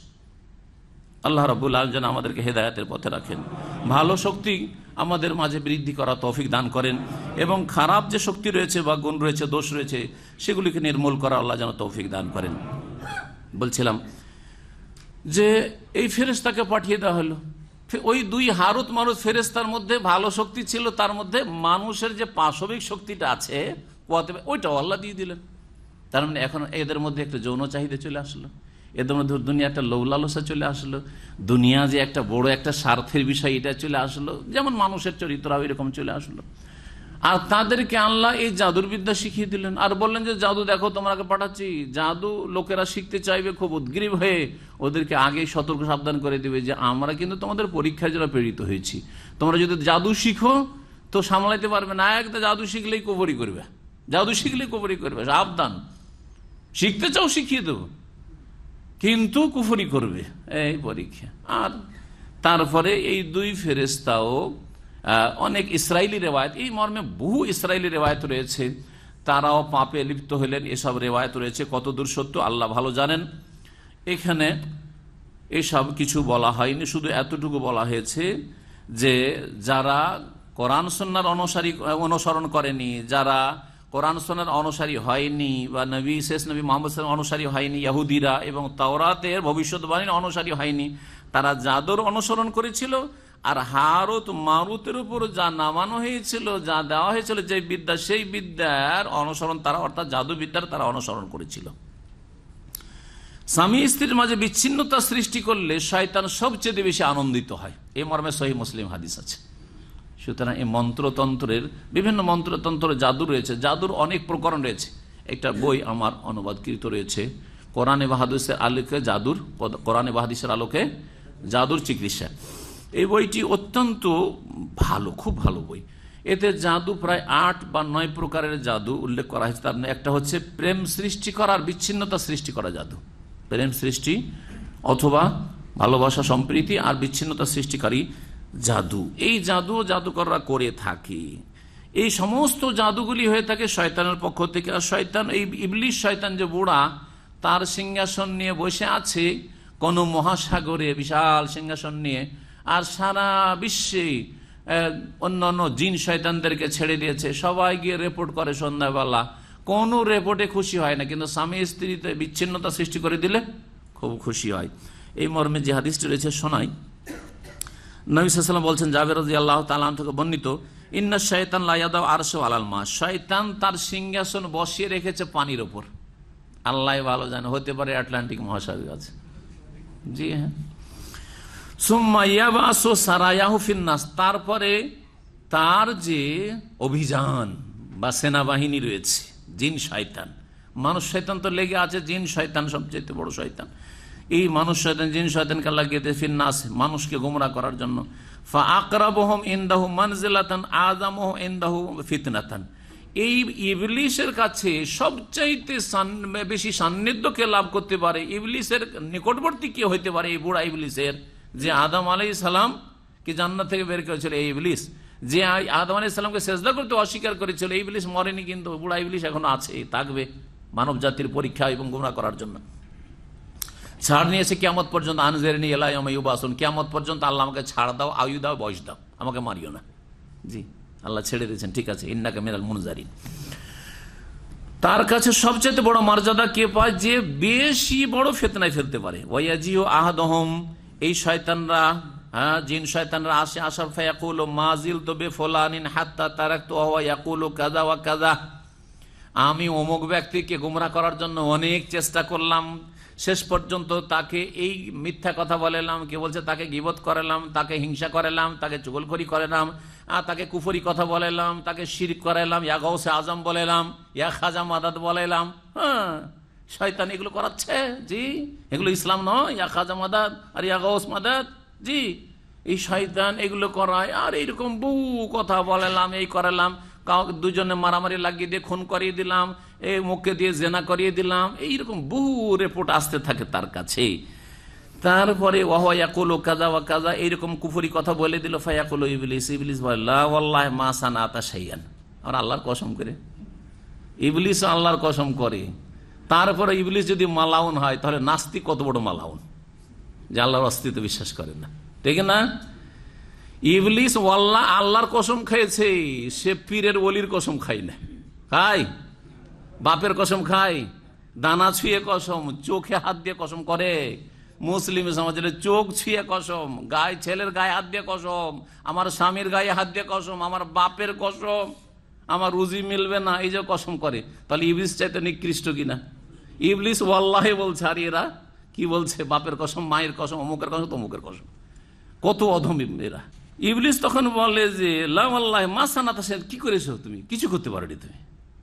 রাজি হয় না ইবলিস, বলছে এতে আমি রাজি না।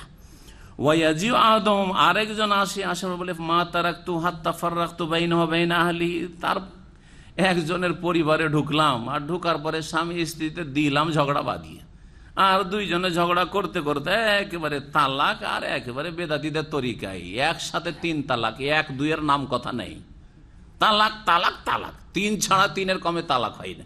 আরে বেদাতি মৌলভী সাহেবদেরও জ্ঞান নেই যে তার তালাক লিখাচ্ছে, আমাদের কাছে অনেকেরই বড় আছে, তালাক লিখাতে মজলিসে বসেছে। এই সৌদি আরব থেকে ছেলেটা গেছে, বলছে আমি তালাক দেবো, একটা তালাক লেখার, বলছে 1 লিখা হবে না, 1 লিখা হবে না, 3 লিখতে হবে। বিদাতি মোল্লা 3 লিখাচ্ছে বাধ্যতামূলক, অথচ আল্লাহ বলছেন আর তালাক মাররাতান, তালাক 2 বারে দাও, আর 2 বার চিন্তা করো, 2 বার পর্যন্ত তোমার চিন্তার সময় সুযোগ আছে। আল্লাহ বলছেন মাররাতান কেন বললেন? 2 বারে রাজাত করতে পারবে, স্ত্রীকে ফিরাতে পারবে, 1 বার না হয় ভুল হয়ে যায়, 2 বার ভুল হবে, 3 বারের বেলা ভুল না হইতে পারে না। সুতরাং 3টা গুলি, 3 তালাক 3 বারে দাও চিন্তা ভাবনা করে। আর তালাক মাররাতানে, তালাকে রাজি হচ্ছে 2টা, 2 বার দিয়ে দিয়ে ফিরাতে পারবে। আর তারপরে যদি 3য় বার দিয়ে দাও, ফাইন তাল্লাকাহা ফালা তাহিল্লু লাহু মিন বাদহু হাত্তা তানকিহা যাওজান গায়রা, 3য় বার দিয়ে দিলে তার মানে ফাইনাল, আর ভালো করে চূড়ান্ত ফয়সালা করে ফেলেছো, আর একে রাখবো না, আর এর কথা কোনোদিন চিন্তাও করবো না। কিন্তু বিদাতি সমাজ একসাথে মোল্লা, বিদাতি জাহেল মোল্লাও 3 তালাক লিখাবে, আর জনগণও একটাতে রাজি হবে না, মেয়ের বাপও একটাতে রাজি না, ছেলের বাপ মা আর দেশের সমাজের যারা সমাজপতি জাহেল মূর্খ তারাও 1-2 তালাকে রাজি না, একসাথে তোকে 3 তালাক লিখতে হবে। আর এমনকি উকিলও জাহেল অ্যাডভোকেট, সেও 3 তালাক লিখাচ্ছে, কোর্টে গিয়ে তালাক লেখাবেন, ও 3 তালাকই লিখবে, 1 তালাক লিখবেন। অথচ সমস্ত মজহাবে, হানাফি মজহাবে ফিকহ পড়ে দেখেন, শাফি, মালিকি, হাম্বলি, সমস্ত মজহাবে 3 তালাক একসাথে দেওয়া তালাকুন বেদিউন ওয়া মুহাররামুন। সারা ফিকহ পড়ে দেখেন, হিদায়াহ পড়ে দেখেন, কোন কিতাব পড়বেন আপনি? কোরআন পড়েন আগে, হাদিস পড়েন আগে। আর তাতেও যদি ক্ষান্ত না হতে চান, আর মনের শান্তি না হয় যে ফেকা ফেকা করছেন, তো ঠিক আছে, মানুষের ফতুয়াই পড়েন। মানুষের ফতুয়া, আলেমদের ইমামদের ফতুয়া তো আছে 3 তালাক দিলে বেদাত হবে, হারাম হবে, কাবিরা গুনাহ হবে। তারপরে তখন ইখতিলাফ আসলে যে 3 তালাক একসাথে দিলে 3টাই পড়বে না 1টা পড়বে, তখন আপনার মজহাবের ইমাম সাহেব বা মজহাবের আলেমরা তখন বলছে 3 দিলে 3 হয়ে যাবে। আর নবী সাল্লাল্লাহু আলাইহি ওয়াসাল্লামের সহিহ মুসলিমের হাদিস বলছে যে নবী সাল্লাল্লাহু আলাইহি ওয়াসাল্লামের জামানায়, আবু বকরের জামানায়, উমরের প্রথম জামানায় 3 তালাক 100 তালাক দিলেও একটাই গণ্য হইতো। এখন আপনি কোন দিকে যাবেন যান, কিন্তু কথা হচ্ছে প্রথম খানি তো আপনার মজহাবও বলছে 3 তালাক একসাথে দিও না, হারাম, কাবিরা গুনাহ করলে তুমি, তারপরে এটি করবেন আপনি। আল্লাহ রাব্বুল আলামিন কোরআন সুন্নাহ দিয়ে ফিরে আসার তৌফিক দান করেন। হ্যাঁ, ইবলিস শয়তানকে এসে বলে যে 2 জনে দিলাম ঝগড়া বানিয়ে স্বামী স্ত্রীতে, আর তারপরে হাত্তা ফাররাকতু বাইনাহু ওয়া বাইনা আহলিহি, এমনকি 2 জনের মাঝে বিচ্ছিন্নতা সৃষ্টি করলাম, মেরে পিটে স্ত্রীকে দিল, তালাক দিয়ে বের করে বাড়ি থেকে। আমাদের সেই কাজই করে না? তালাক দেওয়ার পরেও তার ইদ্যতে শেষ হওয়া পর্যন্ত তার বাড়িতে থাকার অধিকার আছে। আমাদের দেশের জাহেল সমাজরা কি করে? তালাক দেওয়ার সাথে সাথে মেরে পিটে বের করে দেয়। আর মহিলাও জানে যে তালাক দিয়ে দিয়েছিল, আমার থাকার অধিকার নেই, সাথে সাথে কাঁদতে কাঁদতে বাপের বাড়ি হাঁটলো। হ্যাঁ, কত যে মূর্খতা তালাক সম্পর্কে আল্লাহ ভালো জান। ওয়ালা তুখরিজুহুন্না মিন বুয়ুতিহিন্না, আল্লাহ বলছেন বাড়ি থেকে বের করিও না, তালাক দিয়েছো, চোখের সামনে থাকলে রাগটা ধীরে ধীরে ঠান্ডা হবে, ফিরাবার সুযোগ হবে 1 তালাক 2 তালাকের মাঝে। তার মানে 3 তালাকও দেওয়া চলবে না, আর বাড়ি থেকে বের করা চলবে, যাতে করে চোখের সামনে থাকলে একজন আর একজনের দিকে মুখে মুখে দেখে একটু মুচকি হাসি হয়েই যেতে পারে, কারণ স্বামী স্ত্রী, তাই কিনা? সুতরাং মিল মহব্বত হয়ে যাবে, ভুল স্বীকার করবে, কখনো তুমি ভুল করেছো ভুল স্বীকার করবে স্বামী, অথবা তোমার স্ত্রী ভুল স্বীকার করবে। আর বাড়ি থেকে তাড়িয়ে দিলে তো প্রেশার বাড়তেই থাকবে, বাড়ি থেকে তাড়িয়ে দিল, অত বাড়ি থেকে স্ত্রী বেরিয়ে চলে গেল, তা আর স্বামীরও প্রেশার বাড়ছে, আর ওদিকে ওকে ওই মহিলাকেও ফুলাচ্ছে কম বুদ্ধি, যে তোকে যখন এইরকম করে মারধর করে তালাকি দিয়েছে তো ওর ভাত খেতে হবে না, যাবি না, জীবনে যাবি না, ছাড় ওকে, ভালো পাবি, ঠিক কিনা? ওদিকে ওকে কেউ ফুলাচ্ছে আর একে কেউ ফুলাচ্ছে, মানুষ শয়তান জিন শয়তান। এই হচ্ছে আমাদের দেশের তালাকের অবস্থা, আর তালাক যারা দিয়ে থাকে তাদের অবস্থা। শয়তান সেই সময় যখন বলবে যে আমি বিচ্ছিন্নতা সৃষ্টি করে, তালাক হয়ে গেল, এক বাড়িতে গেলাম দিলাম ফেতনা সৃষ্টি করে, আর তালাক হয়ে গেল, তালা বলছেন বর্ণনাকারী ফায়ুকাররিবুহু ওয়ায়ুদনিয়াহু, তখন এই বুড়া ইবলিশ তাকে একবারে কাছে করে নিবে, পাশে বসিয়ে নেবে একবারে সিংহাসনে, ওয়ায়ালতাজিমুহু, আর তাকে জড়িয়ে ধরবে, আদর করে জড়িয়ে ধরবে, ওয়ায়াকুলু, আর বলবে নেমা আনতা, তুমি খুব ভালো কাজ করেছো তুমি, নেমা আনতা। সুতরাং এই স্বামী স্ত্রী তালাক থেকে যথাসাধ্য বেঁচে থাকার চেষ্টা করে। তালাক হচ্ছে অগতির গতি, যখন কোনো গতি নেই তখন হচ্ছে গতি। এমার্জেন্সি গেট, বুঝেন? এমার্জেন্সি গেট দিয়ে কে বের হয়? যখন দেখছে উপায় নেই, এখান থেকে না বের হলে শেষ হয়ে যাবো, মরে যাব, এই জন্য তালাক রাখা হয়েছে। তারপরে আল্লাহ রাব্বুল আলামিন আরেকটি আদব শিখাচ্ছেন নবী করিম সাল্লাল্লাহু আলাইহি ওয়াসাল্লামের সাথে। নবী সাল্লাল্লাহু আলাইহি ওয়াসাল্লামের সাথে বেয়াদবি করতো ইহুদিরা, মদিনায় ইহুদিরা বাস করতো। ইহুদের নবী সাল্লাল্লাহু আলাইহি ওয়াসাল্লামকে এমন ভাষা বলতো যাতে নবী সাল্লাল্লাহু আলাইহি ওয়াসাল্লামের অবমাননা থাকে, নবী সাল্লাল্লাহু আলাইহি ওয়াসাল্লামের সাথে বেয়াদবি প্রকাশ পায়, নবী সাল্লাল্লাহু আলাইহি ওয়াসাল্লামকে ব্যঙ্গ করা হয়, উপহাস করা হয়, এরকম কথা। সুতরাং নবী করিম সাল্লাল্লাহু বদদুয়া, অভিশাপ হয়। এই জন্য সালাম দিত নবী সাল্লাল্লাহু আলাইহি ওয়াসাল্লামকে ইহুদিরা, কি বলে? আসসালামু আলাইকুম। কি বলে? আসসালামু আলাইকুম। আমাদের দেশের কিছু লোকেরা এই সালাম দেয়, কিন্তু আটা লাগায় না, কিন্তু বলে সালাম আলাইকুম। কি বলে? সালাম আলাইকুম। সালাম আলাইকুম, সাম মানে মৌত, সাম মানে কি? মৃত্যু, আলাইকুম মানে তোমাদের ওপর মত আসুক। সালাম আলাইকুম, সালাম আলাইকুম মানে তোমাদের মত হোক, খবরদার সালাম আলাইকুম বলবেন না, আর আসসালামু আলাইকুম বলবেন না, দুটোই ইহুদিদের কথা। ইহুদিরা এসে বলতো আসসালামু আলাইকুম, আসসালামু আলাইকুম, লাটা বলতো না, লকে কি করে দিত? সাইলেন্ট করে দিত। জি জি, এই এক কাজ করতো। আর কি বলতো? নবী করিম সাল্লাল্লাহু আলাইহি সাল্লামের কাছে বসতো, বসার পরে বলতো রাইনা। রায়নাকে একটু যদি চেপে বলেন একটু, তাহলে কি হবে? রাইনা। রাই মানে রাখাল, আর না মানে আমাদের, তো রাইনা মানে আমাদের রাখাল, রাইনা মানে আমাদের রাখাল। জি হ্যাঁ, এইরকম ভাবে নবী সাল্লাল্লাহু আলাইহি ওয়াসাল্লামের সাথে কি করতো? বেয়াদবি তারা করতো, বেয়াদবি ভাষা ব্যবহার করতো। ইহুদিদের কাছ থেকে ভাষাটা শিখে সাহাবায়ে কেরাম যারা, তাদের অন্তরে কোনো খারাপই নেই, তারা ভাবতো যে কথাটা তো খারাপ না, শব্দটা তো ভালোই। রায়না, রায়না মানে হচ্ছে আমাদের লক্ষ্য রাখুন, আমাদের দিকে একটু খেয়াল করুন। নবী সাল্লাল্লাহু আলাইহি ওয়াসাল্লাম কথা বলে যেতেন, আর হয়তো কোনো কথা বুঝতে পারলো না, আবার কথাটা একটু ভালো করে বুঝতে চাইছেন কোন সাহাবী, তখন বলতেন যে ইয়া রাসূলুল্লাহ রায়না, হে আল্লাহ রসুল, একটু আমাদের রিআয়াত করুন। আমাদের কি করুন? রিআয়াত করুন, মানে আমাদের একটু লক্ষ্য রাখুন, মানে আমাদেরকে একটু আস্তে আস্তে বলুন বা একটু বুঝিয়ে বলুন। আবার রায়না বলতেন। কিন্তু এই রায়না শব্দকে মুসলিমরা ভালো নিয়তে বললেও, অর্থ বললেও, ইহুদিরা কোন অর্থে বলতো?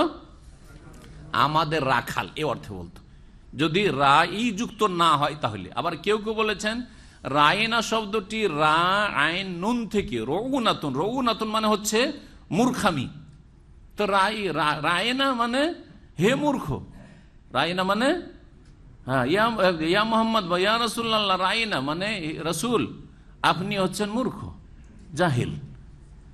তো হয় রা আইন নুন থেকে, যার মানে মূর্খ জাহিল হয়, আর না হলে রাইনা আমাদের রাখাল। এই ছিল অসৎ উদ্দেশ্য। ইহুদিরা অসৎ উদ্দেশ্য শব্দটা প্রয়োগ করতো, সাহাবীরা ভালো উদ্দেশ্যে রাইনা মানে আমাদের খেয়াল করুন, আমাদের খেয়াল করুন, আমাদের একটু লক্ষ্য রাখুন, এই অর্থ। যেই শব্দে দুটো অর্থ বহন করে, একটা ভালো হইতে পারে, আবার আরেকটা মন্দর দিক, বেয়াদবিরও সম্ভাবনা রয়েছে, সেই শব্দগুলি কি করতে হবে?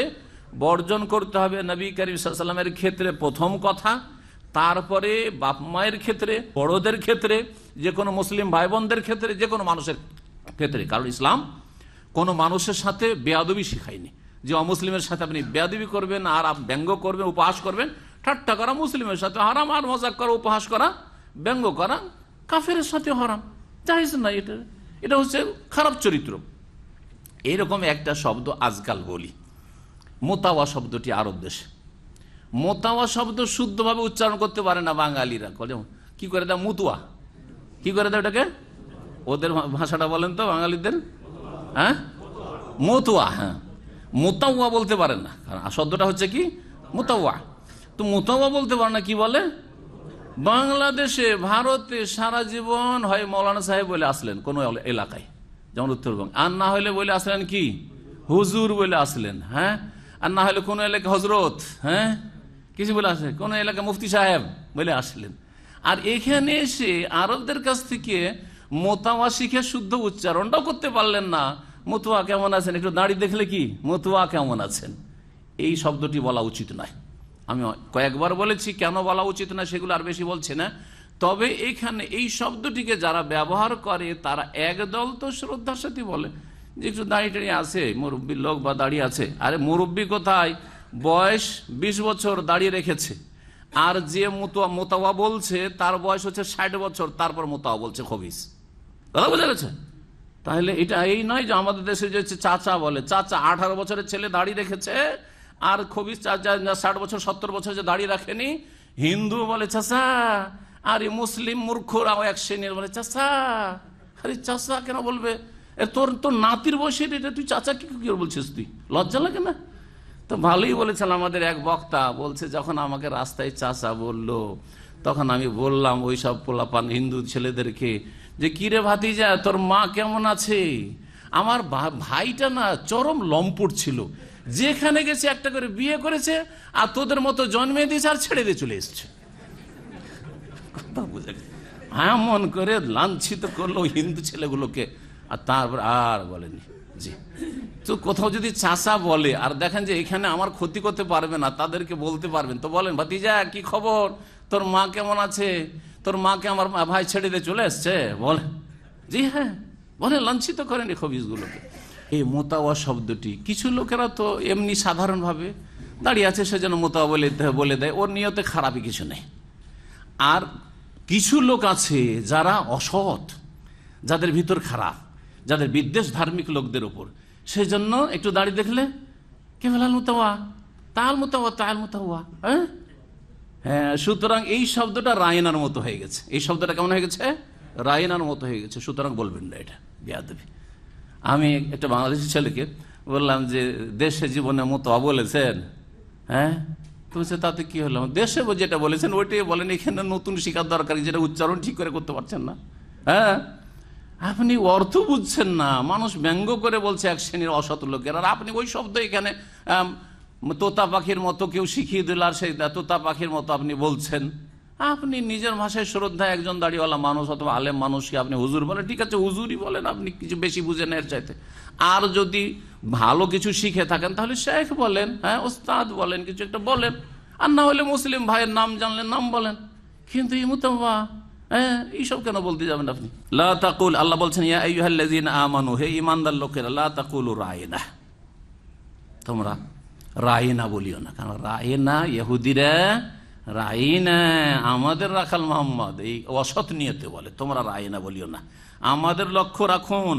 ওয়াকুলু, বরং এর বিকল্প শব্দ আছে, এর মোতারাদেফ শব্দ আছে, এর প্রতি শব্দ আছে। এর কি আছে? প্রতি শব্দ আছে। প্রতি শব্দ কাকে বলা হয়? শব্দ দুটা, অর্থ হচ্ছে এক। ওয়াকুলু, বলো, উনজুর না, রায়না মানে হচ্ছে উনজুর না, আমাদের দিকে একটু নজর দিন, হ্যাঁ আমাদের উপর একটু দৃষ্টিপাত করুন বা আমাদের দিকে একটু লক্ষ্য রাখুন, উনজুর না। ওয়াসমাউ, এবং নবী সাল্লাল্লাহু আলাইহি ওয়াসাল্লাম যা বলবেন মনোযোগ সহকারে তোমরা শোনো। ওয়ালিল কাফিরিন আযাবুন আলীম, এবং জেনে রাখো যে কাফেরদের জন্য মর্মান্তিক আযাব শাস্তি রয়েছে। মা ইয়াওয়াদুল্লাযীনা কাফারু মিন আহলিল কিতাব ওয়াল মুশরিকিনা আন ইউনাজ্জালা আলাইকুম মিন খাইরিন মির রাব্বিকুম ওয়াল্লাহু ইয়াখতাসু বিরাহমাতিহি মান ইয়াশা ওয়াল্লাহু যুল ফাদলিল আযীম। আল্লাহ রাব্বুল বলছেন যে কাফেরেরা, সে আহলি কিতাবদের কাফের হোক, অর্থাৎ ইহুদি খ্রিস্টান কাফের হোক, ওয়ালাল মুশরিকিন, অথবা পুত্তলিক কাফের হোক, তারা পছন্দ করে না যে আইয়ুনাজ্জালা আলাইকুম মিন খাইরিন মির রাব্বিকুম, তোমাদের প্রতিপালকের পক্ষ থেকে কোন কল্যাণ অবতীর্ণ হোক।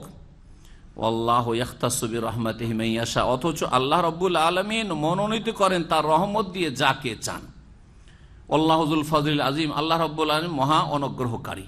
বলতে চেয়েছেন আল্লাহ রাব্বুল আলামিন যে নবী মুহাম্মদ সাল্লাল্লাহু আলাইহি সাল্লামকে যখন আল্লাহ রসুল বলেন, নবী বানালেন, তখন ইহুদিদের গায়ের জ্বালা হয়ে গেল যে আমাদের বংশে কেন আসলো না।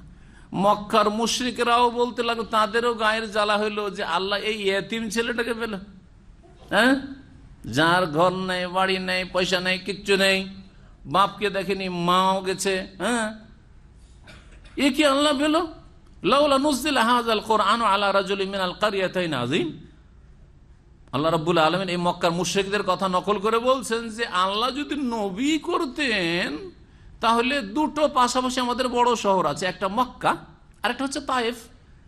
আর মক্কা এবং তায়েফে বড় বড় নেতা না আছে, হোমরা চুমরা লোকেরা আছে। লাউলা নুজিলা হাযাল কুরআন, এই কোরআন কেন আল্লাহ নাযিল করেনি আলা রাজুলিন মিনাল কারইয়াতাইন আযীম, এই দুই যে জনপদ, দুটো শহর আছে মক্কা আর তায়েফ, এই দুই শহরের বড় নেতার উপর, ওই নেতাকে মানতাম, একে কে মানে? এ কথা মক্কার মুশরিকরা বলতো। আর ইহুদিরাও তাই বলতো যে আমাদের বংশ ছাড়া আবার ইসমাইল বংশ কেন, ওকে মানা যাবে না তো। তাই আল্লাহ বলছেন যে এদের যে হিংসা, আহলে কিতাব কাফের এবং মুশরিক কাফের যারা, এরা চায় না যে আইয়ুনাজ্জালা আলাইকুম, হে নবী মুহাম্মদ সাল্লাল্লাহু আলাইহি ওয়াসাল্লাম, হে কুরাইশ মুসলিমরা, হে আবু বকর উমর, তোমাদের মাঝে থেকে একজন রসুলকে আল্লাহ মনোনীত করুন, কল্যাণ দিয়ে, এটা চাই না। অথচ আল্লাহ যাকে ইচ্ছা মনোনীত করবেন, এটা আল্লাহর ইচ্ছা। কাকে নবী রসুল করবেন তোমাদের ইচ্ছা মোতাবেক, যে নেতাকে নিয়ে আসতে হবে নবী করে আর ইসরায়েল বংশ হইতে হবে না, তোমাদের ইচ্ছা মতো না। আল্লাহ রাব্বুল আলামিন তারপরে নাসেখ মানসুখের বিধান বর্ণনা করছেন। ইহুদিরা এবং মুশরিকরাও নবী মুহাম্মদ সাল্লাল্লাহু আলাইহি সাল্লামের কাছে কোনো একটা হুকুম আসলো আর তারপরে সেটা রহিত হয়ে গেল, নতুন একটা হুকুম আসলো, তখন তারা বলতে এটা আবার কেমন কথা? যদি আল্লাহরই কথা হবে তো আজকে একটা কথা, কালকে বলছে বা কিছুদিন পরে বলছে না এটা এখন চলবে না, এখন একটা নতুন বিধান এসছে, তো এটা কেমন কথা হইতে পারে? এটা হইতে পারে, আল্লাহর কথা হইলে এরকম হইতে পারে না। আল্লাহ রাব্বুল আলামিন তার খণ্ডন করছেন আর বলছেন যে আল্লাহ রাব্বুল আলামিন তার বিধানে ইচ্ছা করলে, বিধানের ক্ষেত্রে, আদেশ নিষেধের ক্ষেত্রে, কোনো ঘটনাবলীর ক্ষেত্রে না, নাসেখ মানসুখ রহিতের যে বিধানটি রয়েছে সেটা কোন ক্ষেত্রে রয়েছে? আহকাম বিধিবিধানের ক্ষেত্রে রয়েছে, কোন ঘটনা কাহিনীর ক্ষেত্রে না। কারণ কাহিনীতে রদবদল হয় না। কাহিনীতে রদবদল হয় নাকি? যে আদম আলাইহিস সালামের যুগে এইরকম ঘটনা ঘটেছে আল্লাহ বলে, তার বলছেন না এটা হয়নি আর এরকম হয়েছে, বলবেন তো এটা হইতে পারে না। এই জন্য কোনো ঘটনা বলি বা কোনো সংবাদের ক্ষেত্রে বা ভবিষ্যৎবাণী, ভবিষ্যতের কোনো ভবিষ্যৎবাণী যে এইরকম হবে, তো আল্লাহ তো এই কথাটি সত্য বলেছেন, তাহলে এতে আবার এটা রহিত কি করে হইতে পারে? যদি বলেন যে না এরকম হবে না, তাহলে আগের কথাটি তাহলে কি ছিল? মিথ্যা। এই জন্য আখবারের ক্ষেত্রে, আরবি ভাষায় বা তাফসীরের ভাষায় বলাই, আখবার অথবা কিসাস, ঘটনাবলী, কাহিনী অথবা কোনো খবর, সংবাদের ক্ষেত্রে নাসেখ মানসুখ হয়নি, হয় না শরীয়তের বিধানে। তবে আহকাম, আকীদা, আহকাম, বিধিবিধানের ক্ষেত্রে হতে পারে, হালাল হারামের ক্ষেত্রে হতে পারে। আদম আলাইহিস সালামের ছেলে মেয়েদের মধ্যে ভাই বোনে বিবাহ জায়েজ ছিল। বনি ইসরায়েলদের মধ্যে দুই বোনকে একই লোকে বিবাহ করে সতীন, দুই বোন সতীন হইতে পারত, কিন্তু শেষ নবী মুহাম্মদ রাসূলুল্লাহ সাল্লাল্লাহু আলাইহি ওয়াসাল্লামের বিধানে ভাই বোনে বিবাহ হারাম। আর দুই বোনকে ওয়ান তাজমাউ বাইনাল উখতাইন, দুই বোনকে জমা করা হারাম। জি, তালাক দিয়ে যদি মেয়ের বাবা রাজি হয় আর এক মেয়ে দ্বিতীয়, অথবা এক মেয়ে মারা গেছে, এক স্ত্রী মারা গেছে, তারপরে তার বোনকে বিয়ে করলে যদি অভিভাবক রাজি হয় তাহলে তোমার কোনো অধিকার নেই, তাহলে জায়েজ। কিন্তু একসাথে দুই বোনকে জমা করা হারাম। আপন বোন হোক অথবা সৎ বোন, বৈমাত্রীয় বোন হোক অথবা বৈপিত্রীয় হোক। এইরকমই শরীয়তের বিভিন্ন বিধিবিধানে কি হয়েছে? নাসেখ মানসুখ হয়েছে। আল্লাহ রাব্বুল আলামিন বলছেন যে আল্লাহর বিধানে নাসেখ মানসুখ হলে এতে কল্যাণ রয়েছে। হয় আল্লাহ ওর চাইতে ভালো বিধান নিয়ে আসছেন, আর না হলে ওর মতোই একটা বিধান নিয়ে আসছেন মানব জাতির পরীক্ষার জন্য। কারণ তুমি আল্লাহর গোলাম, আল্লাহর দাস, সুতরাং আল্লাহর আদেশ নিষেধ মানতে হবে। এটা করলে হবে না যে এতদিন এটা মানলাম এখন কেন এটা মানব। যেমন কেবলার পরিবর্তন, মদিনায় যখন আসলেন নবী করিম সাল্লাল্লাহু আলাইহি ওয়াসাল্লাম, দেখলেন যে এখানে ইহুদিরা বসবাস করে।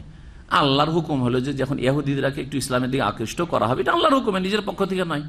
তুমি এখন মক্কার কাবা সামনে করলে বাইতুল মুকাদ্দাস পেছন দিকে হয়ে যায়, আর বাইতুল মুকাদ্দাস সামনে করে নামাজ পড়লে মক্কা পেছন দিকে হয়ে যায়। তাহলে কোন দিকে মুখ করে নামাজ পড়ো? মদিনায় হিজরত করে আসার পরে 15-16 মাস নবী করিম সাল্লাল্লাহু আলাইহি সাল্লাম কি করেছিলেন? বাইতুল মুকাদ্দাসকে কিবলা বানিয়ে নামাজ পড়েছিলেন। বাইতুল মুকাদ্দাস যেটা তৃতীয় পবিত্র মসজিদ, এটা আমাদের প্রথম কিবলা, কিবলা উলা 16-17 মাস। তো এই ছিল নবী সাল্লাল্লাহু আলাইহি সাল্লামের প্রথম হুকুম আল্লাহর পক্ষ থেকে, যে কিবলা হচ্ছে বাইতুল মুকাদ্দাস। তারপরে আল্লাহ কি করলেন? তাহবিলে কিবলা, কিবলার পরিবর্তন ঘটান। কাদ নারা তাকাল্লুবা ওয়াজহিকা ফিস সামায় আসছে দ্বিতীয় পারার প্রথম আয়াত থেকে কিবলার পরিবর্তনের বিধিবিধান আলোচনা হবে। আল্লাহ পরিবর্তন করে দিলেন যে এখন আর বাইতুল মুকাদ্দাস কিবলা থাকলো না, এখন কিবলা হবে কাবা ঘর, কিবলা হবে। কিবলা পরিবর্তন করল ইহুদিদের কষ্ট লাগলো যে এতদিন তো আমরা যে মসজিদকে শ্রদ্ধা করি বাইতুল মুকাদ্দাস, সেটাকে কিবলা বানাইলো। প্রথম দিকে একটু খুশি ছিল, আর তারপরে দেখো দেখো দেখো খেয়াল খুশি কাজ করছে। এখন আর দেখো আমাদের বাইতুল মুকাদ্দাস ছেড়ে দিয়ে আবার ওর মাতৃভূমিতে যে আছে মসজিদে হারাম, ওই ঘরকে এখন কিবলা বানিয়ে ফেললো। মুশরিকরাও এরকম, এটা আবার কেমন কথা, এবার মানসুখ কেমন হয়? তো আল্লাহ রাব্বুল আলামিন বলছেন যে আল্লাহ যা কিছু করেন তাতে কল্যাণ রয়েছে, এবং আল্লাহর তোমরা গোলাম, তোমাদের আল্লাহর আদেশ নিষেধ মানতে হবে।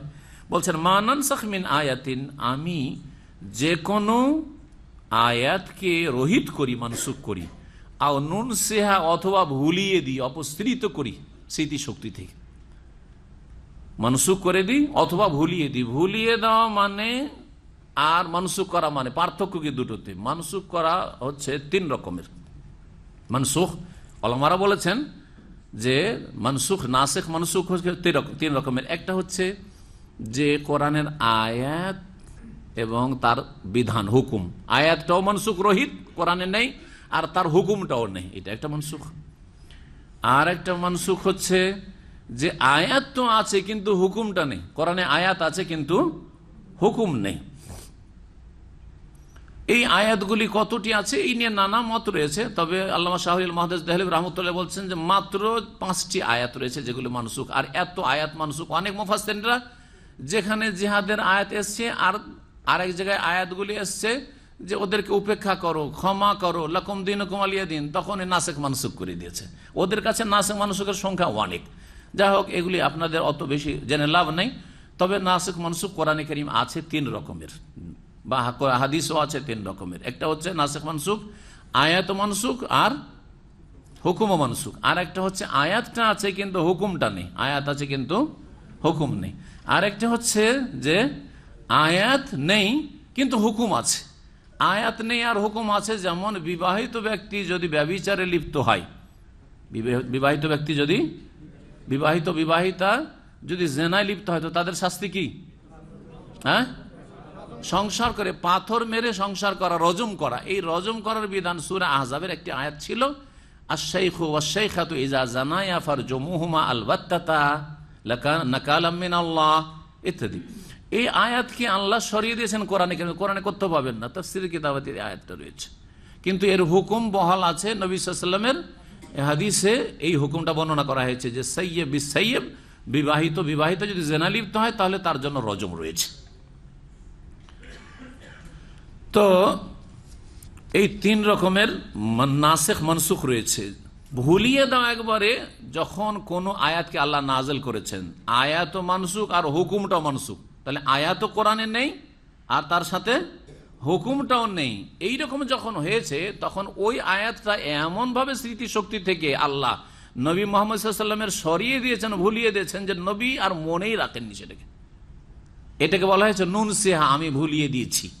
জি, যে আয়াত মানসুখ আর হুকুম মানসুখ সেটাকে ভুলিয়ে দেওয়া বলে ব্যক্ত করা হয়েছে।